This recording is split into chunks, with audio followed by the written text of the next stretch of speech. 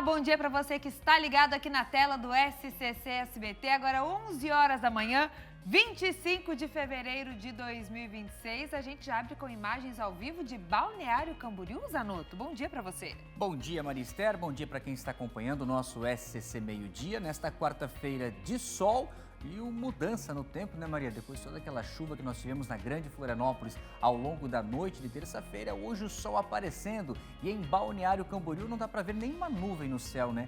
Limpo, limpo. Daqui a pouquinho já estou curioso para ver o que a Maria vai trazer de informações para a gente, se teremos novamente chuva nesse fim de tarde. Zanotto, a gente pode ter mudança vindo por aí com temporais aqui para Santa Catarina. Já eu vou trazer os detalhes na previsão do tempo. Temos mais imagens? A gente vem agora para a região da beira-mar continental de Florianópolis, ao fundo a nossa ponte Hercílio Luz. Lembrando que hoje tem reportagem especial falando da recuperação e da reinauguração dela, que é o principal cartão postal aqui de Santa Catarina. Muito bem, com a capital já uma diferença, né, da região do litoral norte, uma presença maior de nuvens aqui na região da Grande Florianópolis. É o seu SCC Meio-Dia chegando com as informações ao vivo de todo o estado de Santa Catarina e a movimentação bem baixa, né? São poucos veículos que utilizam esse trecho da beira-mar continental nesse horário, né, entre 11 e meio-dia. Vamos dar uma olhadinha, Maria, como está o outro lado, o norte da ilha de Santa Catarina? Por lá o sol já aparece um pouco mais, Zanotto. A gente tem esse tempo mais seco nesse começo de manhã, até agora perto do meio-dia, a gente vai ficar com esse tempo mais seco, mas a partir da tarde tem mudança prevista aqui para Santa Catarina. Como o Zanotto comentou ontem, já tivemos chuva forte, principalmente na região de Palhoça, aqui na Grande Florianópolis, e hoje podemos ter novamente essas condições. Então, em instantes, eu vou trazer essas informações para vocês. E já o número menor de pessoas aproveitando os balneários, né? As praias, como o Jurerê a gente está mostrando agora, dá para contar, ó, 1, 2 guarda-sóis ali, mais ninguém, né? Sobra espaço na faixa de areia. É, diferente do que a gente viu aí nas últimas semanas, né? Carnaval, muita gente ainda aproveitando aqui as praias do nosso litoral, Zanotto. Vamos com os destaques dessa edição de quarta-feira, como a gente estava falando, né? A questão da chuva. Alto volume nessas 24 horas, mas período da noite, né? Foi durante a noite e na madrugada já deu uma acalmada. Mas foi o suficiente, Maria Esther, para alagar diversas ruas, bairros, principalmente na cidade de Palhoça. Eu estive nessa manhã com o nosso cinegrafista Ari Alencar, conferindo o trabalho dos comerciantes, principalmente com os prejuízos, porque a cada chuva forte, essa cena se repete. Rapidamente a água sobe e invade os estabelecimentos comerciais, as casas. E ontem nós tivemos até mesmo situação de pessoas que ficaram ilhadas e precisaram do atendimento de resgate dos bombeiros. É o caso, por exemplo, de uma mãe que estava com uma bebezinha de colo no posto de combustíveis e precisou da ajuda dos bombeiros. Por falar em ajuda, Maricela, teve esse caso da PM também, né? Isso mesmo, os policiais militares de Erval do Oeste salvaram um bebê que estava engasgado usando aquela manobra de reanimação que nós já mostramos aqui inúmeras vezes. Ainda bem, né? Porque esses profissionais estão sempre preparados para esse momento. Em instantes, mais detalhes dessa notícia para vocês. E como a Maria já estava antecipando, nós teremos hoje o 5º episódio da nossa série sobre a ponte Hercílio Luz. Vamos mostrar como foi o trabalho de restauração e reinauguração da Velha Senhora após décadas de trânsito fechado na ponte Hercílio Luz. E hoje ela está assim, toda linda, forte, esperando os seus 100 anos. E estamos na contagem regressiva, faltam 77 dias, Maria. Estamos no ar, fique com a gente.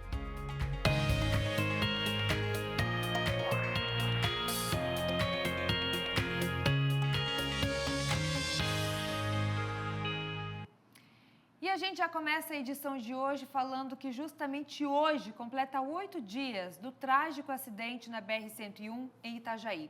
Mas hoje é dia de agradecimento. Porque 2 pessoas que passavam pelo local ajudaram a salvar a vida do menino Daniel, ele que perdeu o pai, a mãe e a avó naquele acidente. E a nossa equipe foi encontrar esses profissionais que estavam passando pelo local e fundamental, né, Maria? Por quem não lembra, o carro estava pegando fogo quando foi preciso esse combate imediato antes mesmo da chegada dos bombeiros. É o que você vai ver na reportagem.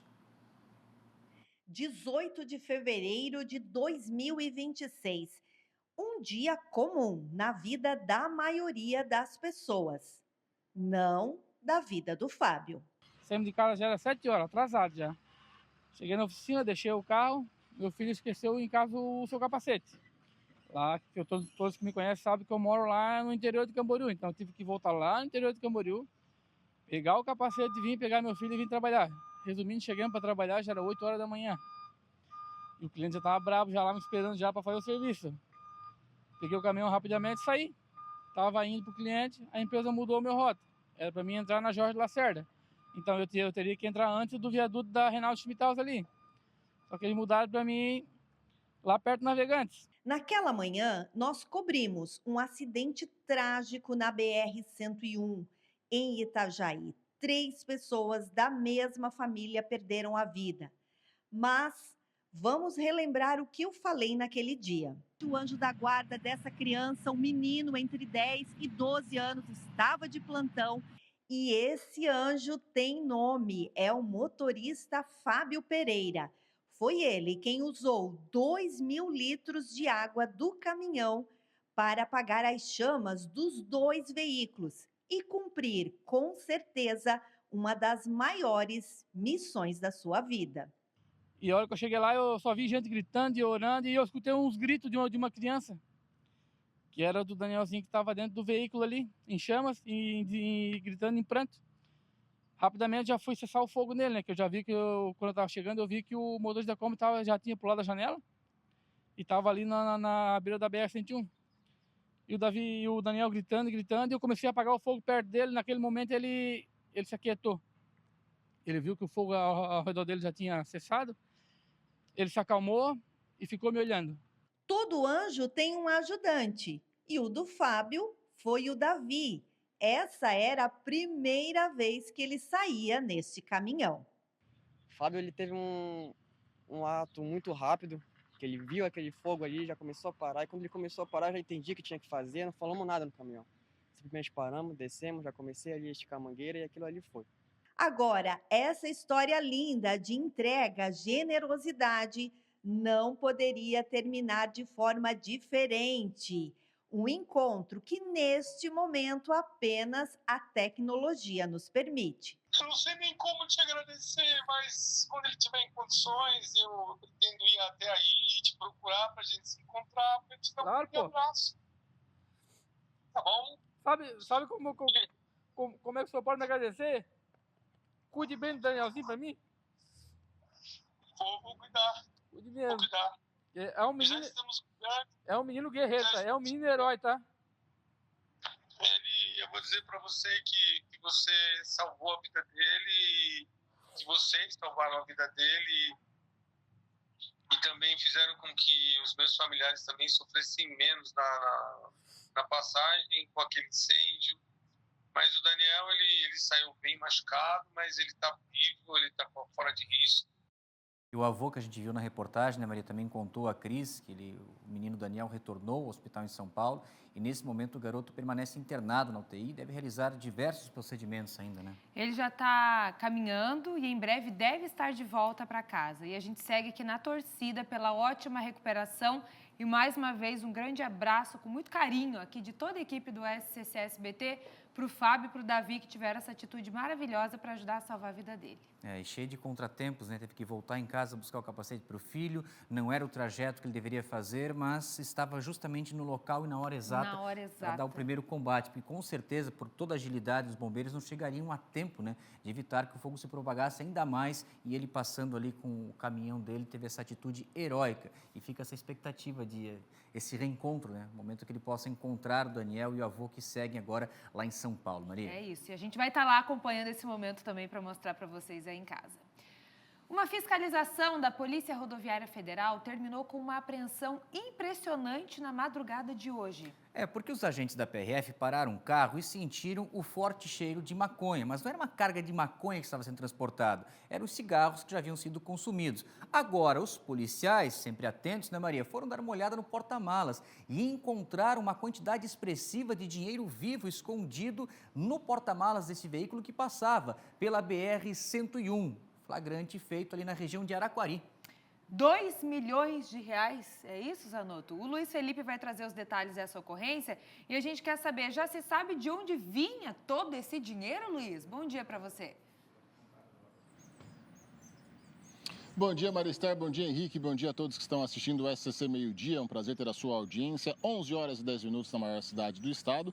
Segundo informações do motorista de 43 anos, ele relatou que buscou esse montante de dinheiro na cidade de São Paulo, na capital paulista, R$2 milhões escondidos nesse compartimento do automóvel. Essa fiscalização, como vocês citaram, na BR-101, onde acabou acontecendo. Sentiram o cheiro da popular maconha, entraram para ver se tinha droga e encontraram R$2 milhões no porta-malas em cédulas de diversos valores, principalmente de 100, 50 e 20 reais. O motorista relatou que foi buscar esse dinheiro em São Paulo e tinha como destino um posto de combustível na cidade de Itajaí.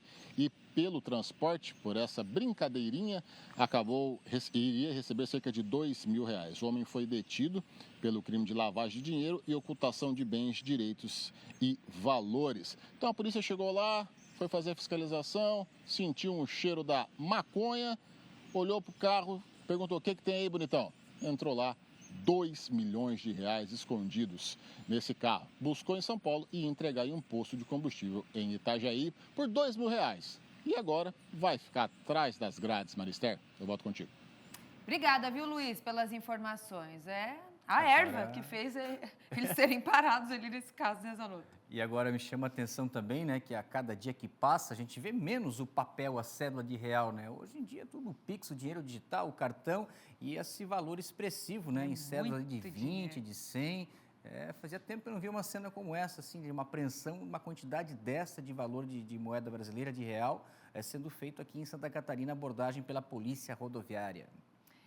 Em Lages, um novo canal foi criado para a população denunciar problemas na fiação da cidade. É uma bela iniciativa, um problema de Lages, um problema de todas as grandes cidades aqui do estado de Santa Catarina, inclusive até caso, infelizmente, de mortes, né, que a gente noticiou recentemente lá na região norte, um menino de 13 anos que sofreu uma descarga elétrica, aqui em Florianópolis também na Praia da Joaquina. Então, Lages, né, junto com a Celeste, que eu acho que a Xana vai trazer mais detalhes para a gente, pelo que eu entendi é isso, né, Xana, encontrar esses pontos de fiação solta e evitar que acidentes graves aconteçam e também essa poluição visual que nós temos dessa quantidade de emaranhado de fios, né, Xana? Muito bom dia. É isso mesmo, viu, Zanotto? Bom dia para você, para Marister e para todos que nos acompanham aqui no SCC Meio Dia nesta quarta-feira. A Prefeitura de Lages, através do PROCON, então, lançou essa nova ferramenta, né, esse formulário eletrônico, para que as pessoas, né, os cidadãos possam denunciar irregularidades na via aérea dos fios, dos postes, né, que estão espalhados pela cidade, nesses fios soltos, emaranhados. E aí essa parceria é entre o PROCON e também a Celesc na chamada operação Limpa Fio, que já começou aqui na cidade. E aí a gente tem até algumas imagens, né, das primeiras ações que foram realizadas pela Celesc, juntamente com as empresas, né, que são notificadas para fazer então o recolhimento desses fios e trazer melhor visual, né, para nossa cidade. A partir de agora, então, os cidadãos podem acessar o link que foi disponibilizado pela Prefeitura e registrar a ocorrência. No formulário é preciso informar os dados do contato, o endereço detalhado do problema, né, onde estão esses fios, esses postes, anexar fotos e, se possível, até enviar a localização para facilitar o trabalho das equipes. Entre as principais situações, né, que podem ser denunciadas estão os fios soltos, caídos ou em uma altura muito baixa, emaranhados de cabos que geram então essa poluição visual, restos de fios abandonados em calçadas e outras irregularidades nos postes. O link para acessar o formulário está nas redes sociais do PROCON, através do @Defesa do Consumidor Lages. É só acessar então as redes sociais da Prefeitura, né, através desse Instagram, que é o Instagram do PROCON de Lages, @Defesa do Consumidor Lages, e lá então está o formulário para que as pessoas possam fazer então as denúncias. O coordenador executivo do PROCON, o Kevin Calbucci, enviou um vídeo para a gente falando mais sobre essa operação Limpa Fios, que agora, né, tem parceria do PROCON juntamente com a Celesc para que as pessoas possam fazer essas denúncias e fazer então toda essa limpeza nos postes da cidade. Vamos ver o que ele disse. Geralmente esses fios são oriundos de serviços de telefonia e outros de empresas terceiras que acabam, pelo volume de contratações, caindo em desuso. E seguindo um pedido para realizar essa parceria técnica que veio da nossa prefeita Carmen Zanotto para mantermos a cidade de Lages mais limpa, além de observarmos o que já foi feito em outros grandes centros, instituímos então a Operação Limpa Fio aqui em Lages, junto à Celesc, na figura do Luciano, encarregado, responsável aqui pela nossa região, para realizarmos esse tipo de serviço. Foi também criado um formulário, que é um portal para você, contribuinte, você lajeano, entrar em contato e realizar as suas denúncias e reclamações sobre isso, que inclusive você pode juntar a sua localização e foto ali. Então, isso é uma ferramenta para manter a cidade mais limpa e mais segura para a população, que eu acredito que é o que todo mundo merece. Pois é, então depois de recebidas as denúncias, né, são organizadas aí por regiões para que as equipes possam fazer então a manutenção. A Celesc, então, ela é acionada para notificar oficialmente as empresas de telefonia e internet que utilizam os postes. Caso as empresas não façam a manutenção ou a retirada dos fios em desuso, podem sofrer sanções administrativas, inclusive com multa aí por parte do Procon, se caso as empresas então não fizerem essa manutenção, essa retirada desses fios que estão soltos. Então, agora os cidadãos, né, as pessoas podem fazer a denúncia através, né, do Instagram que a gente divulgou aqui, do Procon de Lages, onde está então esse formulário eletrônico para que possam então enviar fotos e também a localização desses postes onde os fios estão soltos, que aí pode ocasionar, né, acidentes, como a gente já viu em outras regiões do estado, inclusive aqui em Lages. O ano passado também teve um acidente aqui com um senhor que estava de bicicleta também no bairro Guarujá e felizmente, né, não aconteceu nada de mais grave, mas os fios soltos acabam trazendo então prejuízos e prejudicando, né, os cidadãos, tanto quem caminha, né, pelas calçadas, quanto também os motoristas e os motociclistas. Eu volto com vocês aí no estúdio. Muito obrigada, viu, Shaina, pelas informações. Até daqui a pouco com mais detalhes aí do que acontece na região serrana do nosso estado. Muito bem, parabéns então à Celesc, à Prefeitura de Lages, que isso sirva de exemplo, né, Maricela, para que outras cidades também desenvolvam suas operações para evitar acidentes graves e essa questão que eu falava da poluição visual. Agora, Maria, deixa eu pedir licença para chamar a participação da nossa repórter lá da região do Vale, do Itajaí, a Cris, porque ela vai trazer informações atualizadas de um caso que é tratado pela polícia até o momento como uma tentativa de feminicídio que aconteceu dentro de um motel lá na região de Brusque. A Cris chega agora com as informações para a gente, atualizando, porque deu confusão. Teve uma mulher ferida e eu acho que ela foi vítima ainda de roubo, né, Cris? Uma ótima quarta-feira, Cris Pinheiro. A informação ao vivo é contigo, querida. Ótima quarta-feira para você, para Maria, para todos que estão nos acompanhando. É isso, né, Zanotto? A gente falou ontem que a semana iniciou bastante violência aqui na nossa região, no litoral norte, na Grande Florianópolis e também no Vale do Itajaí. A gente registrou, inclusive, 2 homicídios, 2 tentativas, uma em Penha contra uma mulher em situação de rua que segue internada no Hospital Maternidade Marieta Conder Bornhausen, aqui em Itajaí. Agora, em Brusque, como você falou também, foi registrada uma tentativa de feminicídio, de acordo com a Polícia Militar. Aconteceu na noite de segunda-feira, no bairro São Pedro, dentro de um motel. A Polícia Militar foi acionada para atender essa tentativa de feminicídio.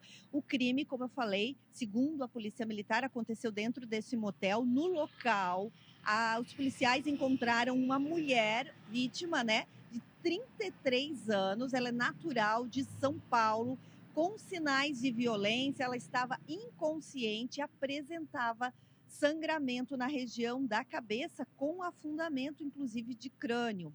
O autor da tentativa de feminicídio, de acordo com a PM, seria um homem de 27 anos, natural da Bahia, que já possui, como você falou, boletins de ocorrência, viu? Por furto, ameaça, descumprimento de medida protetiva, receptação, roubo e tem mais, Zanotto. Ele se encontrava foragido com mandado de prisão em aberto. O suspeito foi localizado pela Polícia Militar, foi detido e em seguida encaminhado à delegacia da Polícia Civil de Brusque, que segue aí com as investigações. A gente não conseguiu informações sobre o estado de saúde dessa vítima, né? Uma mulher de 33 anos que, claro, foi encaminhada pelos bombeiros, pela Polícia Militar para o hospital. Volto com você. Obrigado, Cris. Só uma outra informação da região do litoral norte nesse momento. Nós estamos acompanhando ali no quilômetro 99 da BR-101, em Balneário Pissarras, no sentido sul. Por volta das 10h30 da manhã, aconteceu um acidente que interditou a pista. E nesse exato momento, a Polícia Rodoviária Federal informa que liberou uma pista sentido sul. Então, uma permanece interditada, a outra faixa foi liberada, mas essa fila se estende do quilômetro 99, onde aconteceu o acidente, até o quilômetro 86, ou seja, 7 quilômetros de lentidão para o motorista que vem da região norte, sentido sul, passando por Balneário Pissarras, na BR-101.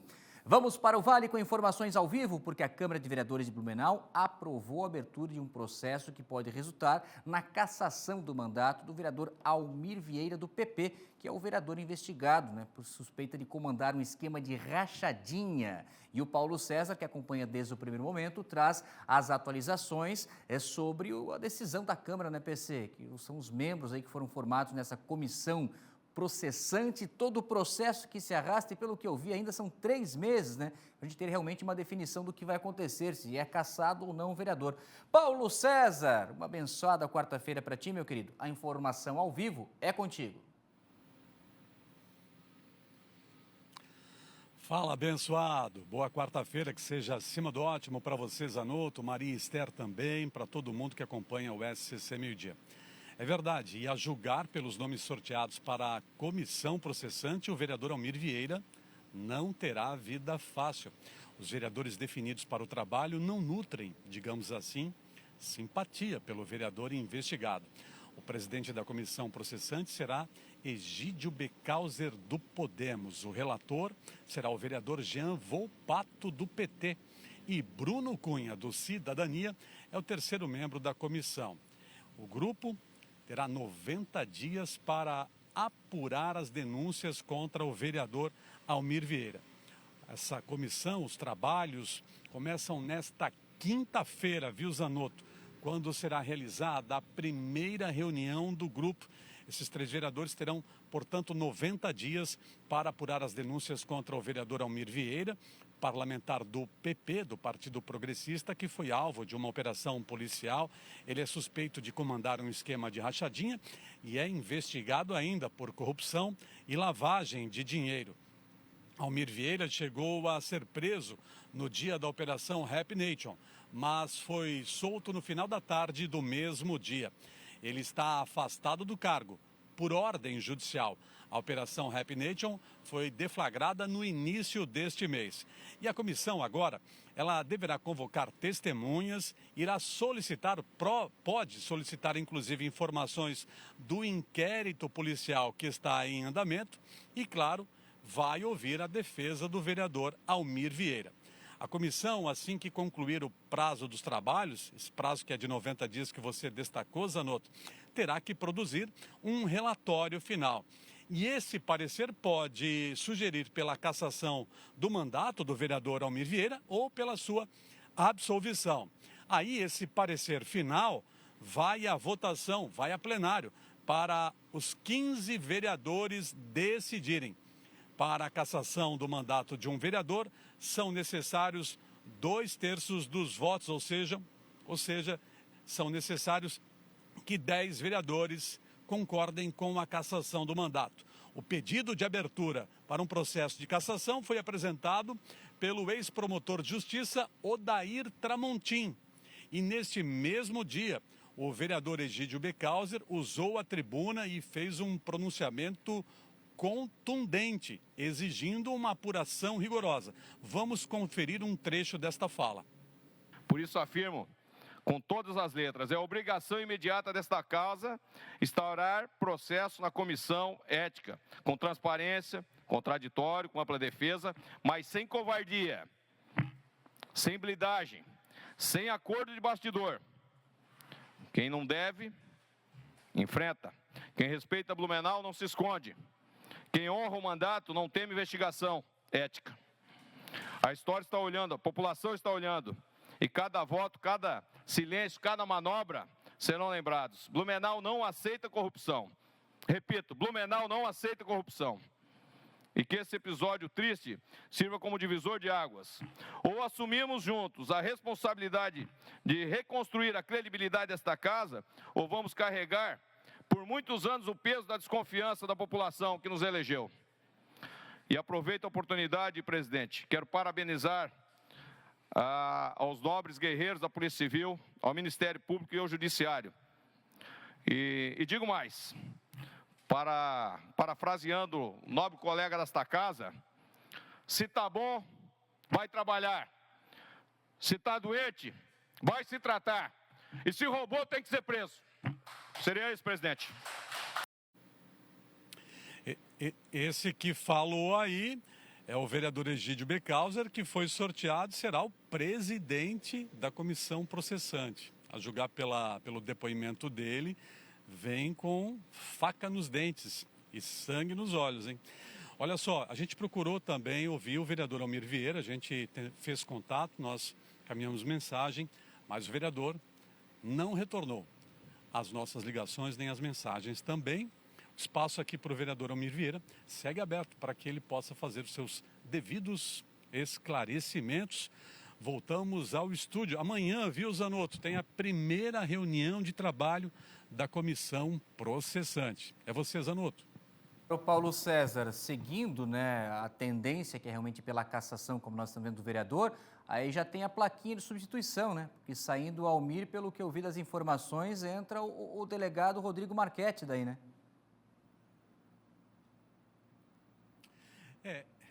O vereador Almir Vieira, ele já foi temporariamente afastado por ordem judicial. Ele não está na Câmara de Vereadores. A suspensão é por 6 meses, 180 dias. Ele está afastado do cargo e, diga-se de passagem, é um afastamento, é uma suspensão sem remuneração. E o vereador, o primeiro suplente do partido dele, é o delegado Rodrigo Marchetti. A Câmara já foi notificada pela Justiça e o Rodrigo Marchetti, que vai assumir a cadeira que era até então ocupada por Almir Vieira, o Rodrigo Marchetti assume na semana que vem. E o Almir Vieira segue enfrentando vai enfrentar esse processo de cassação de mandato na Câmara e segue respondendo um processo criminal. O inquérito policial prossegue em andamento, as investigações prosseguem. E a decisão de afastá-lo foi da Justiça. Zanotto. Muito bem, obrigado, Paulo César. Daqui a pouco ele volta com mais informações também ao vivo de Blumenau e a participação do SCC Esportes, Maria. Agora a gente vai falar da discussão sobre a redução da jornada de trabalho, que agora ganhou um novo capítulo de peso aqui em Santa Catarina. A Fiesc entregou um estudo técnico à bancada catarinense, em Brasília, que acende um alerta vermelho para o setor produtivo. Nós vamos ao vivo com o Kaique Guede para entender um pouco mais sobre esse impacto que pode chegar também, é óbvio, aqui o mercado de trabalho no estado de Santa Catarina. Ô Kaique, você que tem acompanhado tudo, levantado essas informações também junto com a Fiesc, o que você pode passar para a gente dessa situação, desse debate nacional, mas a repercussão aqui no nosso estado? Muito bom dia. Bom dia, Zanotto, Maria Estéreo, um forte abraço a todos que assistem o SCC Meio-Dia. Segundo a Federação das Indústrias de Santa Catarina, nos próximos 2 anos, se o fim da escala 6x1 for aprovado, com uma mudança na jornada de trabalho semanal de 44 horas semanais para 40 horas semanais, 41,4 mil vagas de trabalho estão em risco em Santa Catarina nos próximos 2 anos. A metade, praticamente, só na indústria. Há ainda um aumento estimado nos custos de produção em 9,7%. Os setores mais afetados seriam o de alimentos e madeira. Setores em que a mão de obra tem uma presença muito significativa e são bastante sensíveis a quaisquer mudanças, principalmente por terem uma competitividade junto ao mercado internacional com outros países em que esses custos de produção são menores. O presidente da Fiesc, Gilberto Seleme, disse que defende uma negociação por setores, então que cada setor avalie junto aos profissionais e ao empresariado qual jornada de trabalho seria mais eficiente e produtiva. Só que ele também pede que mais estudos sejam feitos para essas mudanças em todo o Brasil e também que isso aconteça somente após o período eleitoral. Veja.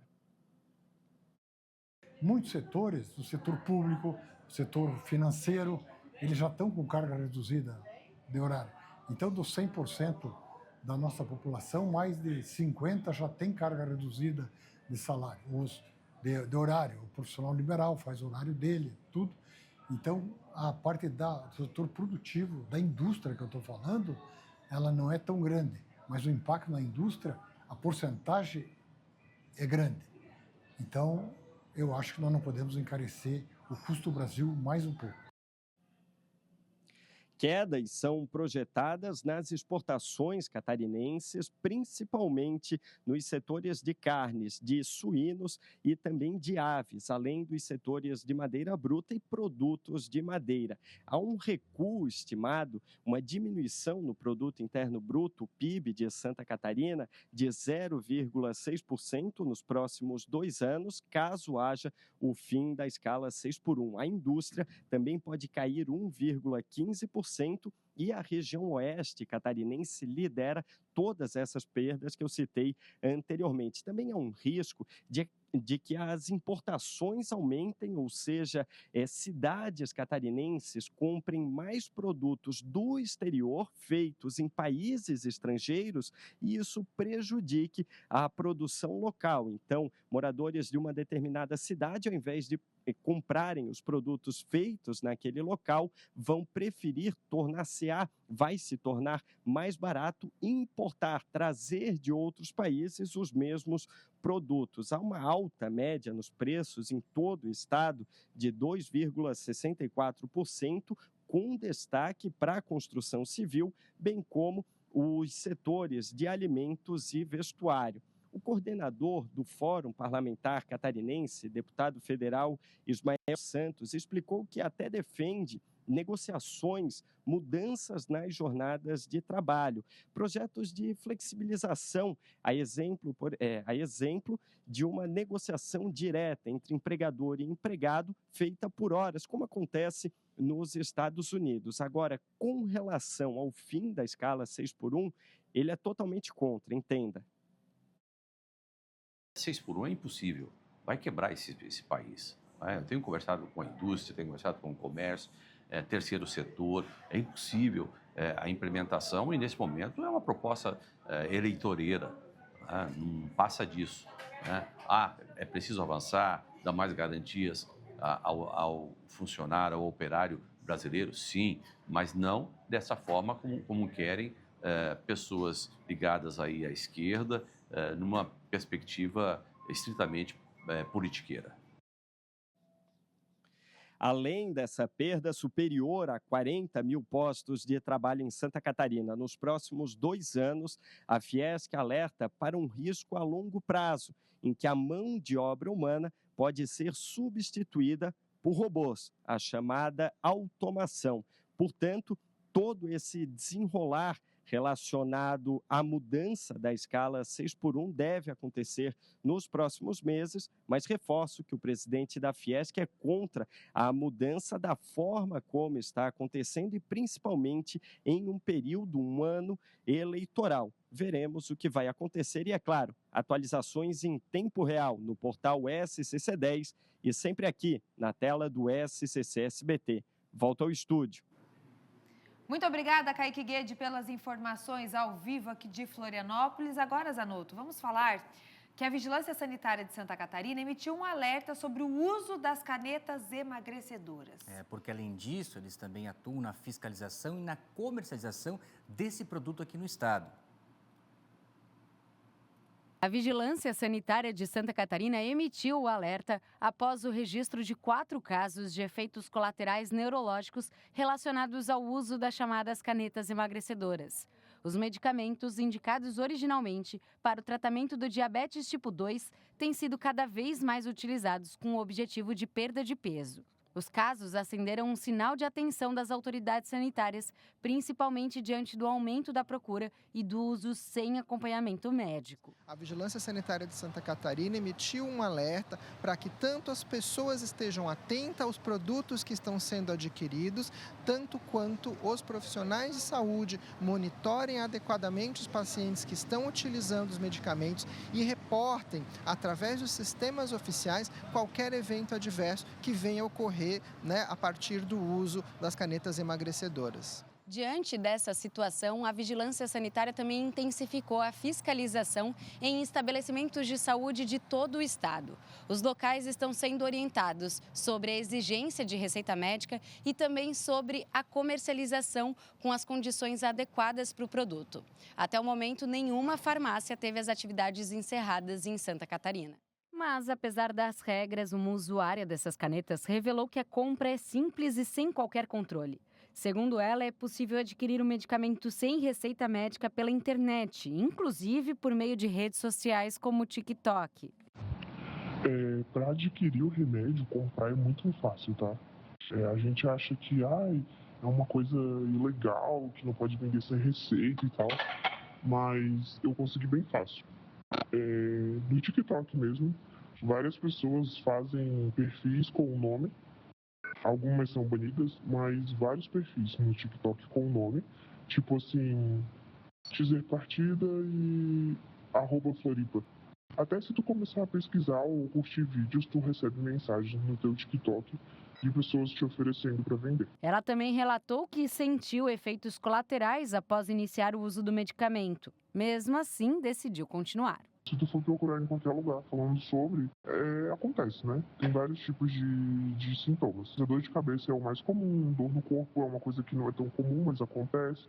Senti muita dor no corpo, assim, como se eu tivesse queimado de sol. A orientação é clara. O uso das canetas emagrecedoras deve ser feito apenas com prescrição e acompanhamento médico. O alerta é para que a busca pelo emagrecimento não coloque a saúde em risco. Com esse desvio do uso, infelizmente, nós temos visto cada vez mais o crescimento de eventos adversos graves, como pancreatites e até óbitos registrados em outras regiões do país em relação ao uso desses insumos. É o que a gente sempre fala, né, Maristela? A prática de uma atividade física, uma alimentação mais saudável, porque não existe milagre, né? Não tem um medicamento específico que você vai tomar e vai conseguir reduzir peso com segurança do seu organismo, né? Que vai estar absorvendo tudo aquilo, né? E muitas vezes sem a necessidade disso. A gente sabe que é um medicamento, por algumas pessoas ele é sim indicado, tem a recomendação médica e nesses casos é feito com todo o acompanhamento profissional necessário, mas esse uso indiscriminado, ele é perigoso. A gente tem mostrado por aqui e a gente sempre relembra, né? Reforça aqui a importância de ter um profissional supervisionando o uso dessas canetas quando necessário. Zanotto, a gente vai mostrar para o pessoal de casa agora uma noite de heroísmo e agilidade que aconteceu no meio-oeste catarinense. Em Herval do Oeste, a prontidão de policiais militares do 26º Batalhão foi decisiva para salvar a vida de um recém-nascido de apenas 10 dias de vida. Meu Deus, um bebezinho, né? A família desesperada, né? Porque a gente sempre mostra isso, né, Maristela? E aí eu acredito que boa parcela da nossa audiência agora vendo, pensando, pô, mas é tão fácil essa manobra. Fácil quando a gente está assistindo aqui de longe. Agora pensa você com uma criança pequena, já engasgada, sem respirar, de manter a tranquilidade, de manter a frieza e saber executar os movimentos que esses profissionais, os bombeiros, os policiais, são treinados para isso, né? Para salvar e guardar vidas, como a gente está vendo o trabalho feito ali com a participação do SAMU, porque também não é só o desengasgar, né, Maria? Depois que tudo acontece, que a criança volta a respirar, é necessário um encaminhamento ao hospital, né? É isso mesmo, Zanotto. E esses profissionais sempre muito preparados, né? Eles são treinados para isso, para ter essa tranquilidade nesse atendimento, fazer o que tem que ser feito naquela hora. E olha, essas famílias nunca vão esquecer o que esses profissionais fazem, né? Parabéns a todos os envolvidos aí no salvamento desse bebê. Que coisa linda de ver. A mãe, acho que essa de vermelho ali, né? Para ver o desespero dela antes, né? Colocando a mão no rosto, tudo depois com o bebezinho no colo, ó. Acho que ela é a mãe, é a mãe, parece pai, né? ser, né? Ó, ali a chegada do SAMU é isso, agora ela entra na ambulância, ó, aí vai acompanhada ali pelas enfermeiras, pelos atendentes do SAMU até o hospital. E a satisfação desses policiais militares, né, do seu juramento, né, de guardar e salvar vidas, é quando num gesto como esse salvam a vida de um bebezinho de 10 anos lá em Herval do Oeste, que fica ali ao lado de Joaçaba, no Vale do Rio do Peixe. Emocionante, coisa bonita da gente mostrar aqui no SCC Meio Dia. Vamos fazer uma pausa? Agora, 11 horas e 39 minutos. A seguir, fim da Operação Verão. Corpo de Bombeiros altera o funcionamento dos postos guarda-vidas aqui no estado. Então, agora, quem vai à praia, Zanotto, tem que ficar mais atento aí e cuidar mais na hora de entrar no mar, né? Por falar em praia, vamos dar uma olhada agora na imagem ao vivo da Imbituba, sul do estado de Santa Catarina, lado direito a Lagoa da Ibiraquera e lado esquerdo esse paraíso do nosso litoral sul, tantas belezas que nós temos nesse estado que vivemos, nossa bela Santa Catarina. Com o fim da Operação Verão, como a gente vai ver na sequência, né, Maria? Reforçar o cuidado, então, né, para quem vai procurar as praias, os postos ativados, né? Voltamos em instantes, até já.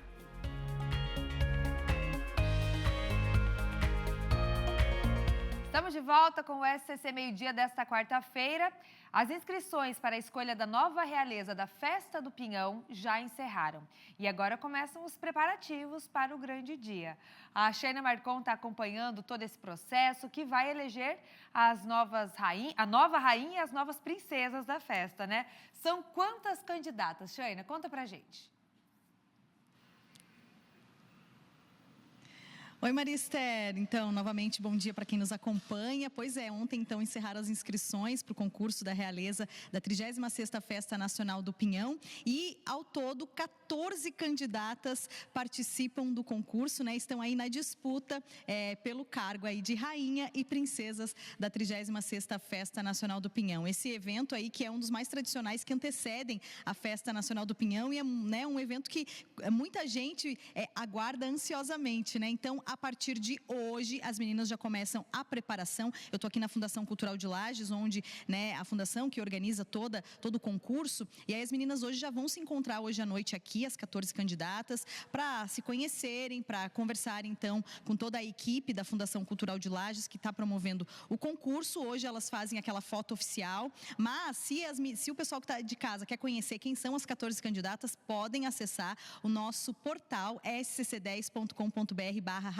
Clube e também no Instagram da Rádio Clube tem as fotos das 14 candidatas à realeza da Festa Nacional do Pinhão. Então hoje elas se reúnem aqui na Fundação Cultural de Lages para ter esse bate-papo, né, com a equipe e aí a partir de amanhã também começam as outras preparações, preparação de passarela, na sexta-feira tem as aulas de oratória, né, para elas poderem falar em público e aí na semana que vem também tem mais alguns encontros, inclusive elas vão até o ateliê onde é feito, né, são feitos os vestidos oficiais da realeza, todos os trajes da realeza, elas vão conversar com a estilista responsável lá, Ana Lopes, e também vai ter um bate-papo com ela, e aí na terça-feira tem um ensaio geral, porque o concurso acontece na próxima quarta-feira, dia 4 de março, a partir das 7h no Mercado Público de Lages. Então, tem toda essa preparação, essa expectativa e as meninas estão muito empolgadas e claro que a gente continua acompanhando e trazendo as informações, inclusive com a Maria Esther sendo uma das juradas que vai eleger, então, a rainha e as princesas da 36ª Festa Nacional do Pinhão. E aqui na Fundação Cultural de Lages a gente tem um acervo, então,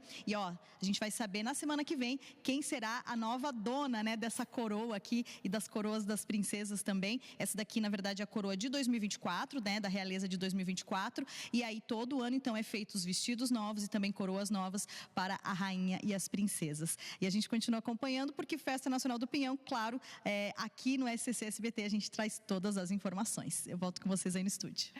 Sheina, eu confesso que eu tô ansiosa, viu, para esse concurso. Semana que vem já, né, tô me preparando, porque olha que responsabilidade, né, ajudar a escolher aí a realeza da Festa do Pinhão lá de Lages. E fica aquela expectativa para saber também como serão os vestidos, né, que todo ano tem todo o cuidado com o tema também, do que é que vai estar, né, exposto nesses vestidos, os bordados. Enfim, tem todo esse cuidado que a gente sempre mostra para vocês aí de casa. Semana que vem estarei por aí, então, Sheina, juntas estaremos lá, né, a Sheina vai estar cobrindo também todo esse momento e eu vou estar lá como jurada. Semana que vem, então, em Lages. Até daqui a pouco. Sheina, seguimos por aqui? Atenção agora para quem frequenta as praias do nosso litoral. A Operação Estação Verão terminou e o Corpo de Bombeiros mudou o esquema de segurança nos postos de guarda-vidas.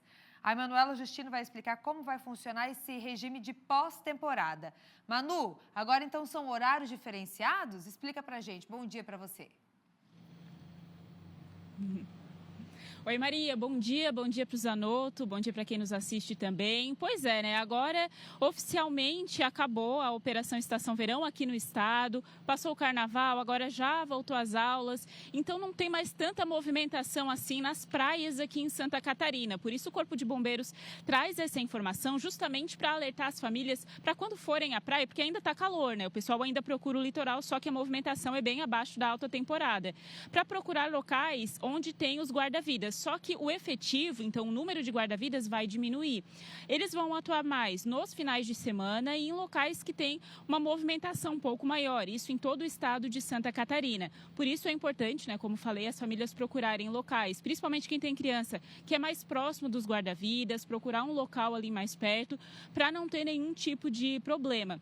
Segundo, foi divulgado pelo próprio Corpo de Bombeiros, então agora nesse período, né, o período de pós-temporada, vai depender do local, claro que tem algumas praias que são mais conhecidas, que são mais frequentadas, então eles vão colocar o efetivo ali nesses locais e vai depender, por exemplo, se tem algum evento, se tem alguma atividade na praia, então vai ter um número maior, mas agora vai diminuir o número de profissionais, então, né, dos guarda-vidas, nos postos guarda-vidas. Bom, nós estamos no final de fevereiro, por exemplo, aqui no sul do estado, algumas praias vão ter o funcionamento com guarda-vidas mesmo ali naqueles postos das praias até o dia 5 de abril, como, por exemplo, o caso das praias do Rincão, Morro dos Conventos, Balneário Arroio do Silva, Balneário Gaivota, Passo de Torres vão ter esse suporte, digamos assim, até o dia 5 de abril. Aí depois, como o tempo já é um pouco mais frio, não tem tanta procura, aí não tem mais, né? Mas isso vale para todo o estado de Santa Catarina, então o Corpo de Bombeiros divulga essa informação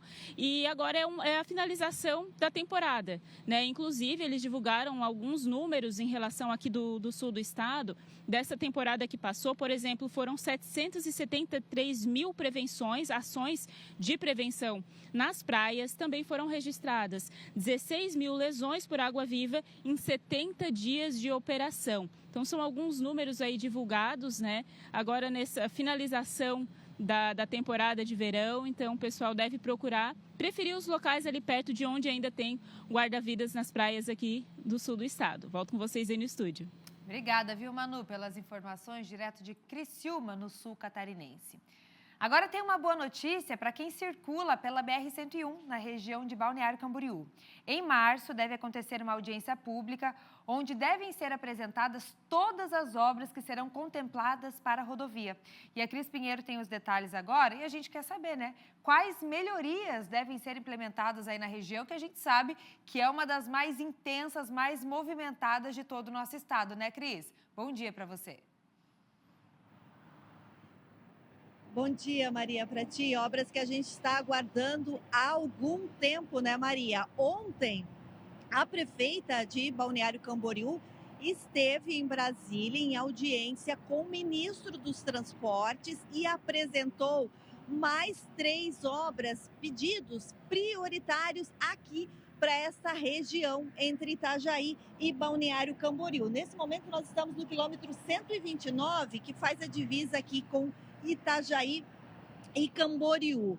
Para a região de Balneário Camboriú, devem ser inseridos nesse pacote de repactuação de contrato com a concessionária que administra esse trecho da rodovia, a BR-101. São os pedidos, Maria, implantação de um trevo de acesso à nova ligação viária entre Balneário Camboriú e o bairro Praia Brava, em Itajaí, que está sendo esperado há algum tempo, com conexão pela Rua Floresta, incluindo pistas de desaceleração e prolongamento da Marginal Leste. Prolongamento também da Marginal Leste, da BR-101, no trecho entre os quilômetros 138 e 136, que fica bem na frente de Balneário Camboriú, passando bem em frente. E a ampliação da pista de aceleração da BR, de acesso à BR, lá próximo à rodovia Interpraias, lá perto do posto da Polícia Rodoviária Federal, local onde a gente sabe que registra aí grandes congestionamentos, não só na alta temporada, mas durante todo o ano. O ministro confirmou que esses 3 pedidos vão fazer parte desse pacote de obras. Balneário Camboriú deve ter cerca de 15 obras previstas nessa renegociação do contrato ali com a concessionária. A previsão é que Balneário Camboriú receba 600 milhões em investimentos. A repactuação, prevê que a maioria das obras seja iniciada nos primeiros 5 anos deste contrato. O pacote completo deve ser apresentado no próximo dia 9 de março no Ministério e, em seguida, como afirmou a prefeita, deve ser feita aí uma audiência pública para apresentar a toda a comunidade, os empresários, os políticos, os gestores das nossas cidades aqui na região, quais obras vão estar contempladas nesse pacote aí da nova concessão, né? Da atualização da concessão da concessionária que administra a BR-101, principalmente nesse nosso trecho, que a gente sabe é bastante complicado. Essas obras estão sendo esperadas há algum tempo para fazer com que o trânsito aconteça assim como está acontecendo hoje, né, Maria? Flua de forma segura, rápida e mais confiável para quem transita aqui no nosso trecho, principalmente. Hoje o trânsito até que está tranquilo, viu, Maria? A gente chegou rapidinho por aqui. Volto com você.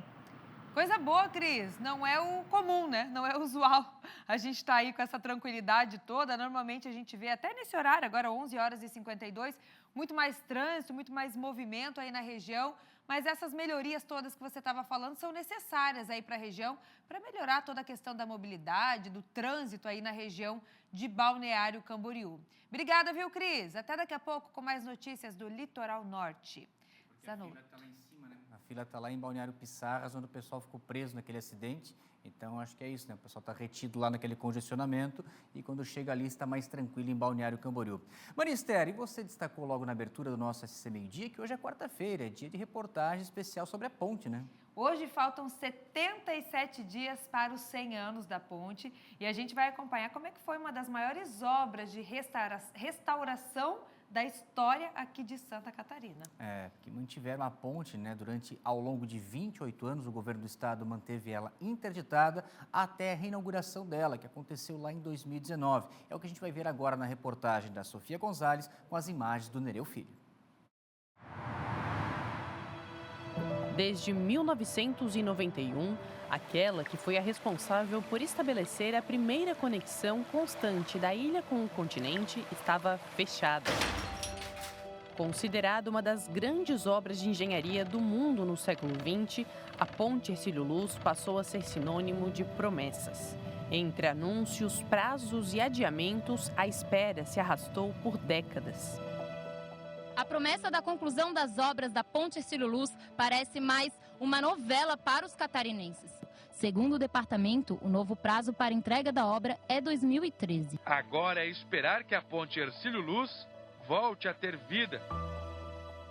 Até 2014, durante quase 6 anos, uma empresa esteve à frente da tentativa de recuperação, mas o avanço era lento e os prazos sucessivamente descumpridos. A empresa que estava tocando a obra não tinha capacidade técnica e nem vontade de fazer a obra. Tinha mais advogado que engenheiro, sabe? Então ficava claro que com eles nós não íamos chegar em lugar nenhum. Então nós ficamos um ano para cumprir o contrato, insistindo, fazendo reunião toda semana, mas era visível a incapacidade técnica, a incapacidade financeira, a falta total de condições. Então nós tínhamos que romper o contrato. Isso se deu de uma forma difícil e teve que ser judicial. As obras na Ponte Hercílio Luz estão paradas desde junho, quando o governo do estado quebrou o contrato com a empresa que tocava os trabalhos. Cada prazo que eles davam, 2012, 2015, 2009, meu Deus, foi muitos prazos não cumpridos em que tu via ralos de dinheiro e não via nada ser feito. Enquanto isso, as pontes nas filas Colombo Salles e Pedro Ivo cresciam dia após dia. A mobilidade da capital cobrava uma solução. O sofrimento das pessoas era muito grande, é uma fila enorme. Quando você sai, né, leva 2 horas, as pessoas sofrendo. Era a única opção que a gente tinha. Fazer um projeto de uma terceira ponte leva 15 anos para ficar pronta. E era engraçado que na pesquisa metade da população queria que destruísse a ponte e a outra metade que reconstruísse. E cabia a gente escolher o caminho. Eu não tenho dúvida que a gente escolheu o caminho certo, pelo valor histórico e também pela funcionabilidade. Fazer uma nova obra, até você conseguir licenças ambientais, operacionais, enfim, estaria hoje ainda discutindo se poderia ser feita uma nova ponte ou não. Diante da complexidade da obra, o governo buscou a empresa responsável pela construção original em 1926, ainda operante nos Estados Unidos. A American Bridge, que tem mais de 100 anos, é uma empresa reconhecida no mundo inteiro, dada a alta complexidade, a gente foi lá e aí tivemos uma discussão técnica muito difícil. Nós tínhamos um consultor alemão, ele queria fazer a suspensão da ponte e eles queriam a desmontagem da ponte para montar de novo. Então, foi um negócio muito bonito. Durante 2 dias, os engenheiros das duas equipes, né, se degladiaram para ver qual era a melhor forma. Foi muito interessante 2 aspectos. Um, que eles falaram para nós que eles receberam os materiais e essas fotos que nós temos da execução aqui para nós, eles não tinham esse arquivo lá na American Bridge. Eles ficaram, a equipe deles, tendo uma tarde inteira olhando e ficaram impressionados com a criatividade, né, e a engenhosidade daquela equipe com aqueles equipamentos, naquela época, conseguiram executar a ponte. Né? Mas o estado de conservação não condizia com a magnitude da obra. Quando nós começamos a reunião, de repente o CEO da empresa, cara muito simpático, disse, não, tudo que vocês fizeram nós faríamos diferente. O governador ficou branco, olha o branco, né? Aí nós almoçamos no local ali da reunião, né? Aí eu pedi licença e pedi para passar os slides da situação da ponte. Aí eu comecei a montar os slides, como é que estava a ponte. O senhor foi se enterrando na cadeira, sabe? Ele ficou baixinho. Tudo que eu falei não vale, sabe? Tudo que eu falei não vale. Porque na concepção deles, uma ponte jamais chegaria no estado como estava aqui a ponte. Além dos recursos estaduais, a obra contou com financiamento do Banco Nacional de Desenvolvimento Econômico e Social, contratado em 2013. A empresa norte-americana, no entanto, não assumiu a execução. Eles recomendaram um parceiro, que é essa empresa portuguesa, que fizeram grandes obras juntos em muitas partes do mundo. Aí nossos engenheiros fizeram contato, fizeram todos os encaminhamentos e eles aceitaram então a responsabilidade. A grande parte dos engenheiros ali são de Portugal. Para ter um ódio da grandeza, os portugueses comentaram comigo que essa ponte, a recuperação da ponte Siluluz, se fosse em Portugal, seria o país inteiro trabalhando para a recuperação da ponte. Eles comentaram aqui, vocês, é só o estado de Santa Catarina está fazendo recuperação. As peças para remontar a ponte vieram dos mais variados locais do Brasil e do mundo. Cada componente exigia ensaios, certificações e uma precisão milimétrica. Eles ficaram 1 ano fazendo ensaios lá em Minas e eles, me lembro que eles nos procuraram assim, com uma felicidade muito grande que eles tinham conseguido. Né? Os Minas? Então, de Minas Gerais. Aí nós tivemos que fazer na Espanha, lá em Bilbao, a gente teve que buscar lá, eles fizeram.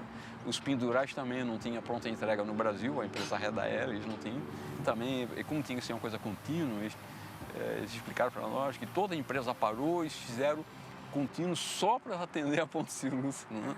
A operação consistia em elevar o vão central, que há 90 anos operava dessa forma, em 10 centímetros, por um sistema de transferência de cargas com macacos. Era uma cirurgia estrutural. Não havia como prever com total certeza como a ponte reagiria.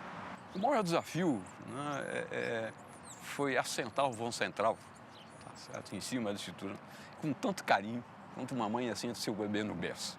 No dia estava chovendo, eu perguntei, tá, qual é o risco aí de não dar certo? 20%. Pô, mas 20% é muito, vocês estão loucos. Não, fica tranquilo que vai dar certo. E naquele dia aconteceu tudo que não podia acontecer. Deu um vento forte, que a instrumentação, a ponte, ela vergou para o lado sul. Aí deu uma chuva gigantesca. Aí, até que acalmou, aí então a gente foi liberado, né, pela instrumentação da ponte. Eu posso ir lá, tá? Às 13h30 da manhã, quase 4 horas antes do horário previsto, o fim da operação com sucesso. Aí depois demorou um pouco mais do que o previsto, porque lá na ponta de lá tinha uma invasão. e essa invasão dependia de uma decisão jurídica. E isso se alongou um pouco e aí a ponte demorou um período, acho que 6 meses a mais, e por isso que atrasou um pouco a obra. Mas senão ela teria ficado pronta ainda no ano de 2018. Após 28 anos fechada, não bastava reformar. Era preciso restituir a confiança e preservar o valor histórico. Muita gente em redes sociais, né, já eram muito ativas em 2019, dizendo derruba, não termina, não bota mais nem R$1. Foi então que, às vésperas de 2020, no dia 30 de dezembro de 2019, milhares de pessoas acompanharam a reabertura da ponte Hercílio Luz. Eu acho que a gente foi contemplado, né, com a história e com a coincidência do nosso mandato, da gente poder intervir de maneira muito técnica e resolutiva para devolver a ponte aos catarinenses. Então, reabri-la, como foi o caso, né, lá no dia 30 de dezembro de 2019, com meu fusquinha, né, com a minha família toda dentro, puxando uma carreata, uma passeata de veículos antigos, relembrando, né, os carros que passavam sobre a ponte Hercílio Luz, majoritariamente naquela época. Foi muito emocionante, foi algo que marcou a história. Hoje, a ponte absorve cerca de 20% do fluxo entre ilha e continente. Mas, para além da mobilidade, reafirma seu papel como símbolo e cartão postal da capital catarinense. Mantém as características que justificaram o tombamento, mas com materiais modernos e tecnologia atualizada para garantir décadas de uso.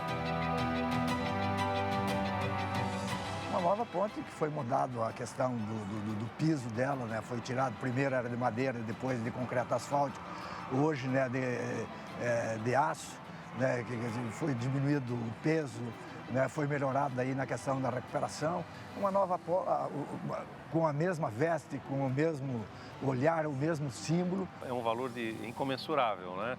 É um patrimônio histórico, então quando traz a hipótese de derrubar, fazer outra no lugar, enfim, é uma visão muito funcional, né? Estritamente funcional, mas que abstrai toda a história dos catarinenses, a primeira ligação da ponte Hercílio Luz, a ideia que teve o Hercílio Luz, né, de conectar esta ilha ao continente, né? Uma das obras mais complexas de engenharia feita, né, que chamou a atenção dos olhares da engenharia, tanto do Estado como do Brasil, como do mundo inteiro, na recuperação dessa ponte tão importante, não só para o nosso Estado, não só para a Grande Florianópolis, mas para o Brasil e para o mundo.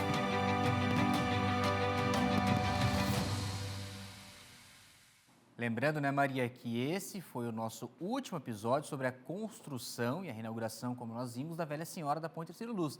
Mas vamos seguir com todos os conteúdos sobre a nossa Velha Senhora, sempre às quartas-feiras aqui no nosso SCC Meio-Dia, né? Também a gente continua mostrando no Tá Na Hora Santa Catarina até o dia do aniversário da ponte. São reportagens e entrevistas ao vivo, sempre com curiosidades, personagens que fizeram a diferença nesse centenário.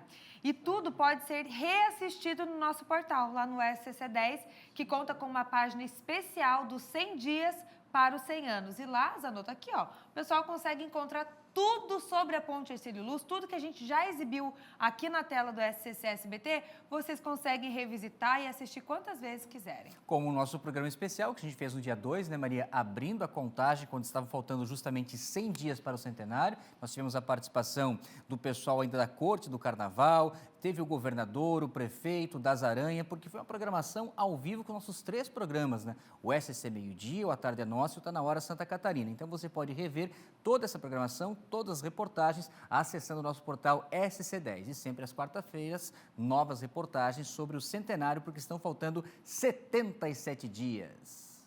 Seguimos por aqui. O crime tira o sono de quem trabalha no coração da capital. O centro de Florianópolis vive uma verdadeira epidemia de furtos de fios e esse prejuízo vai muito além do material. É um trabalho danado para os comerciantes, né? Sempre quando sofrem com essa questão da insegurança. Nós tivemos agora 2 furtos seguidos que preocupam comerciantes aqui no centro da capital e reforçam esse alerta. A Sofia Gonzalez vem com a gente agora para trazer mais informações desse último caso, mas é que cada dia que passa, cada hora é um novo comerciante, né? Que procura a delegacia, que faz o boletim de ocorrência, porque chega no seu estabelecimento e encontra ele arrombado, né, Sofia? A informação ao vivo é contigo.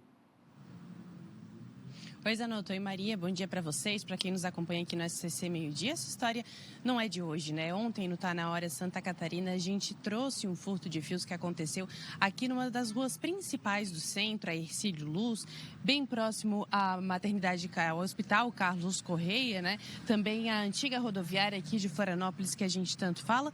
Só que, então, na noite, né, nessa madrugada, a gente teve também um registro aí da Guarda Municipal de Florianópolis, prendendo 2 homens que, segundo a guarda, estavam furtando fios, isso na rua Arce Prestes Paiva, né? São 2 homens, então, suspeitos de furtarem fios de um comércio no centro da cidade. Relembrando, então, o que aconteceu aqui na Avenida Hercílio Luz, né? A gente teve um furto, 2 furtos, na verdade, essa semana, em uma galeria de arte que está há mais de 20 anos aqui nesse local. No domingo, eles foram furtados, a gente mostra aqui do lado, por exemplo, ó, os fios foram levados ali dessa caixa, também de um outro relógio ali de eletricidade que tem aqui no local. Eles ficaram sem luz, né? O estabelecimento, tiveram que pagar R$ 2.500 nos primeiros concertos ali, não tinham nem terminado. E aí, na madrugada de ontem, no caso, foram furtados novamente, mais uma vez, ficaram sem luz, toda essa história. Agora vão ter um grande investimento também, além do conserto dos fios, vão ter que colocar uma grade, outros recursos. A gente conversou um pouco com os proprietários a respeito disso, né? Então, nessa semana nós tivemos, só nessa semana, 3 furtos de fios registrados aqui na região central de Florianópolis. Lembrando que esse local aqui é bem próximo da antiga rodoviária aqui de Florianópolis, que a gente vem acompanhando a história, né? Nesse momento o prédio está desocupado, muitas pessoas em situação de rua ali no local também, o que, segundo os comerciantes, é um motivo de preocupação aqui para essa região, Zanotto. Certo, Sofia, obrigado então pelas suas informações sobre esses comerciantes, né, que sofrem com essas ações desses arrombadores. É porque é um crime que vai à audiência de custódia liberado, né, Maricélia? É o furto simples, não é emprego de violência e com isso acaba favorecendo, né, esse comércio ilegal.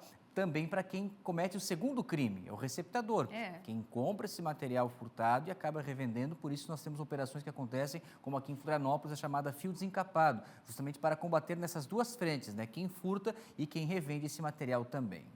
Muito bem, Zanotto. A gente vai agora falar das empreendedoras catarinenses que estão atentas às tendências globais, né? Essas nossas empreendedoras estão criando negócios com uma visão internacional, mesmo atuando a partir aqui do nosso estado.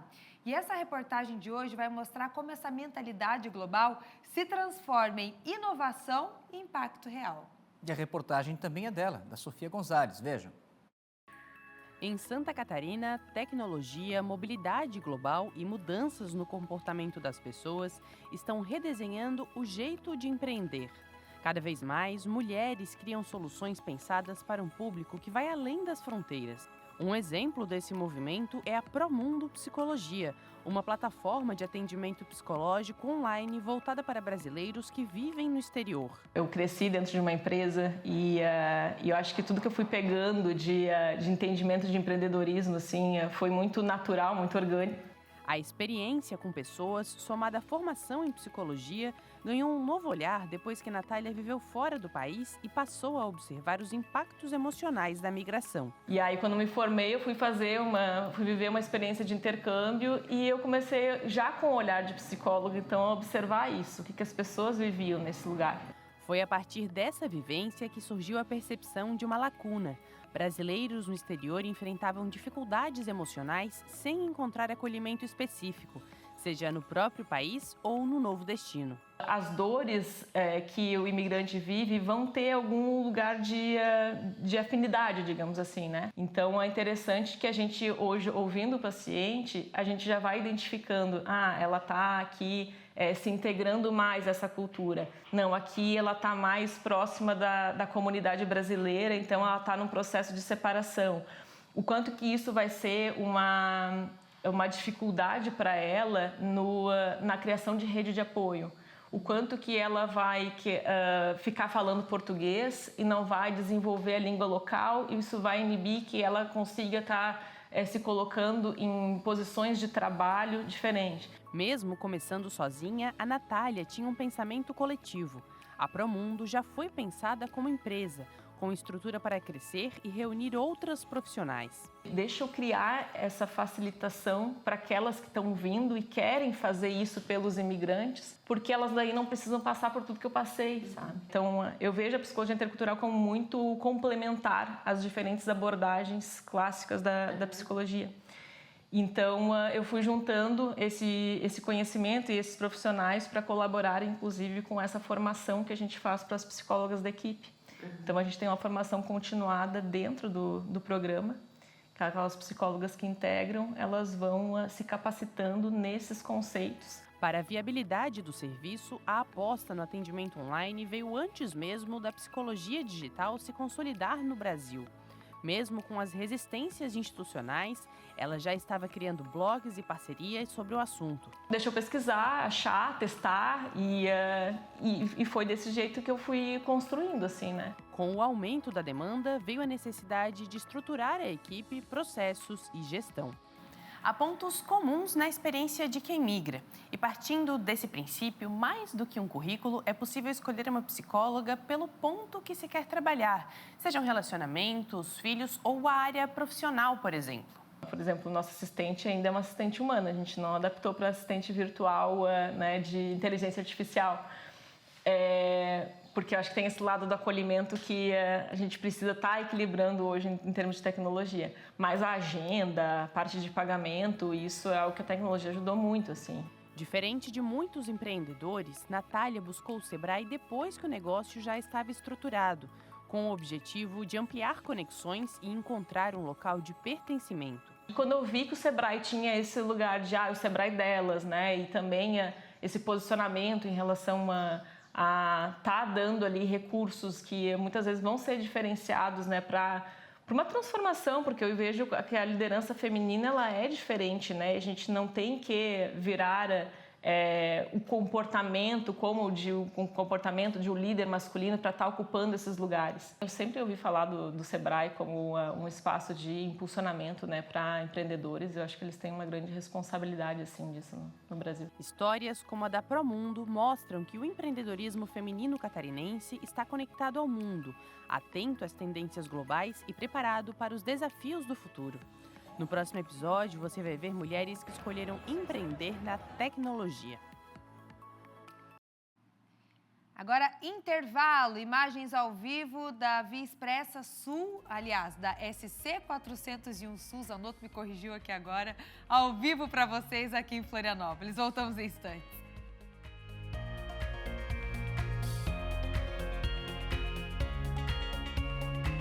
Maria Esther, quarta-feira, hoje é dia de rodada de Campeonato Brasileiro, tem muito esporte hoje. Roda a vinheta.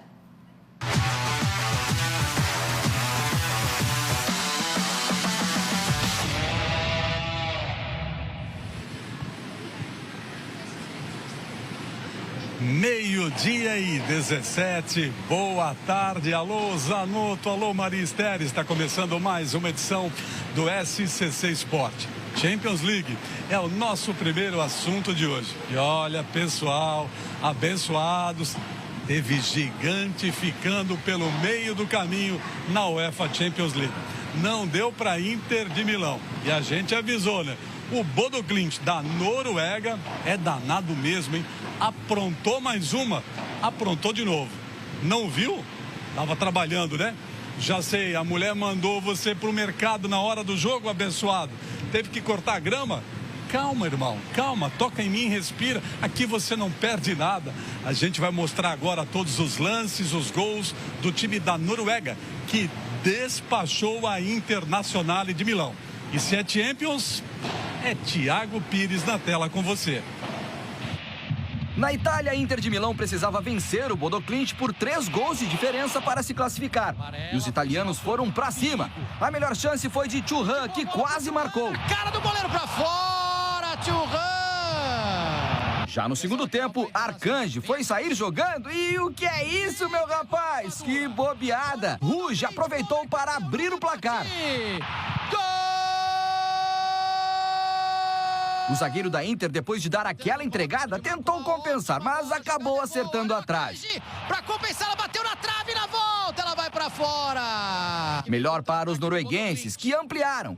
Ruge deu grande passe e Evgen chutou cruzado, sem chances para o goleiro. Que golaço, que gol bonito do Bodoglint! Após cobrança de escanteio, os italianos conseguiram descontar com o zagueiro Bastoni.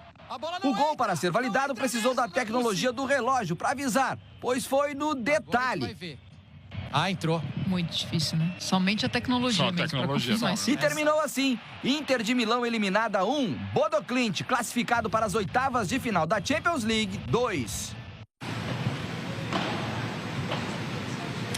Legal, Thiago Pires. Lembra do desenho do Teletubbies? Hora de dar tchau para a Internazionale de Milão. E além do Bodoglint da Noruega, outras equipes também garantiram presença na próxima fase da Champions League. Confere aí. Na Espanha, o Atlético de Madrid afastou qualquer perigo de zebra e goleou o Clube Bruges da Bélgica. O norueguês Sorloth estava em noite inspirado e fez o primeiro. Depois de cobrança de escanteio, os belgas empataram com o zagueiro Ordões de cabeça. Já no segundo tempo, o catarinense naturalizado americano Johnny colocou o Atlético de volta em vantagem. Após contra-ataque, Sorloth fez o terceiro. E ele mesmo fez o quarto gol, confirmando seu hat-trick, 3 gols na noite. Final, o Atlético de Madrid classificado para oitavas de final 4, Clube Bruges eliminado 1. Na Alemanha, o Bayer Leverkusen, que havia vencido o jogo de ida, ficou no empate com o Olympiacos da Grécia. As equipes até tentaram, mas a falta de pontaria e a trave não deixaram as redes balançarem. E terminou assim, Bayer Leverkusen classificado para as oitavas de final da Champions League 0, Olympiacos eliminado também 0. Na Inglaterra, o Newcastle venceu o Karabag e também carimbou o passaporte para a próxima fase da Champions League. Tonali fez o primeiro para o time inglês. O segundo gol saiu dos pés do brasileiro Joelito, que livre de marcação, recebeu o cruzamento e estufou as redes. Na etapa final, o time do Azerbaijão até esboçou uma reação. Duran descontou. Os ingleses voltaram a marcar com Botman, que pulou mais alto que todo mundo e de cabeça fez. Em cobrança de pênalti, Ramsdale até defendeu, mas no rebote, Elvin mandou para dentro, dando números finais à partida. Newcastle classificado 3, Karabag eliminado 2. Show de bola, Thiago Pires acima do ótimo. Como falei, né? Que se não perde nada, seleção de golaços da Champions League aqui no SCC Sport. O papo agora é outro, o assunto agora é Copa do Brasil e o futebol é ou não é uma caixinha de surpresas, hein?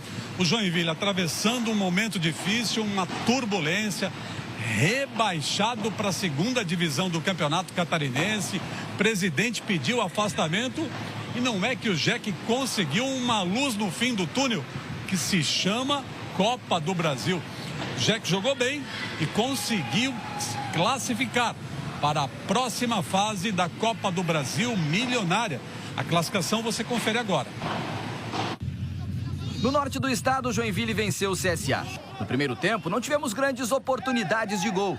Ambas as equipes estavam com dificuldades para criar jogadas e preferiram arriscar chutes de longa distância, mas a pontaria não estava calibrada. Na etapa final, Natanael fez boa jogada individual e passou para Keké, que se esticou todo, mas não chegou na bola. Se por baixo não está dando, o negócio é ir pelo alto. E foi usando a bola na área que o Jack conseguiu marcar. Natanael levantou a bola na área e o zagueiro Vitão, livre de marcação de cabeça, estufou as redes, marcando o gol da vitória do tricolor.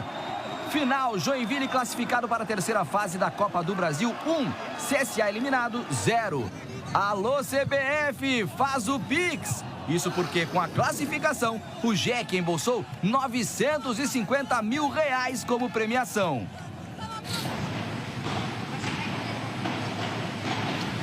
Olha, a título de comparação, né? A Copa do Brasil é milionária, né? Mas o Bodoglint, da pequena Bodo, de 50 mil habitantes lá na Noruega, ao passar a próxima fase da Champions League, apenas a título de comparação, está embolsando 11 milhões de euros só por chegar à próxima fase da Champions League. De qualquer forma, também é uma boa grana para o Jack, que conseguiu afastar esse momento ruim temporariamente, avançou de fase. Após o jogo, o técnico Serginho Braga destacou a importância da vitória. Eu acho que a postura que a gente optou por esse jogo deu certo e a gente saiu com a classificação.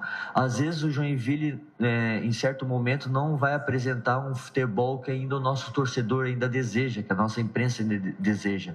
Mas se vier com resultado, pouco a pouco, jogo a jogo, classificação para a Copa do Brasil, isso vai nos ajudando também e a gente vai soltando um pouco mais a equipe. Muito bem, parabéns ao técnico Serginho, que conseguiu conduzir o Jack aí à próxima fase da Copa do Brasil. Agora a gente muda de assunto.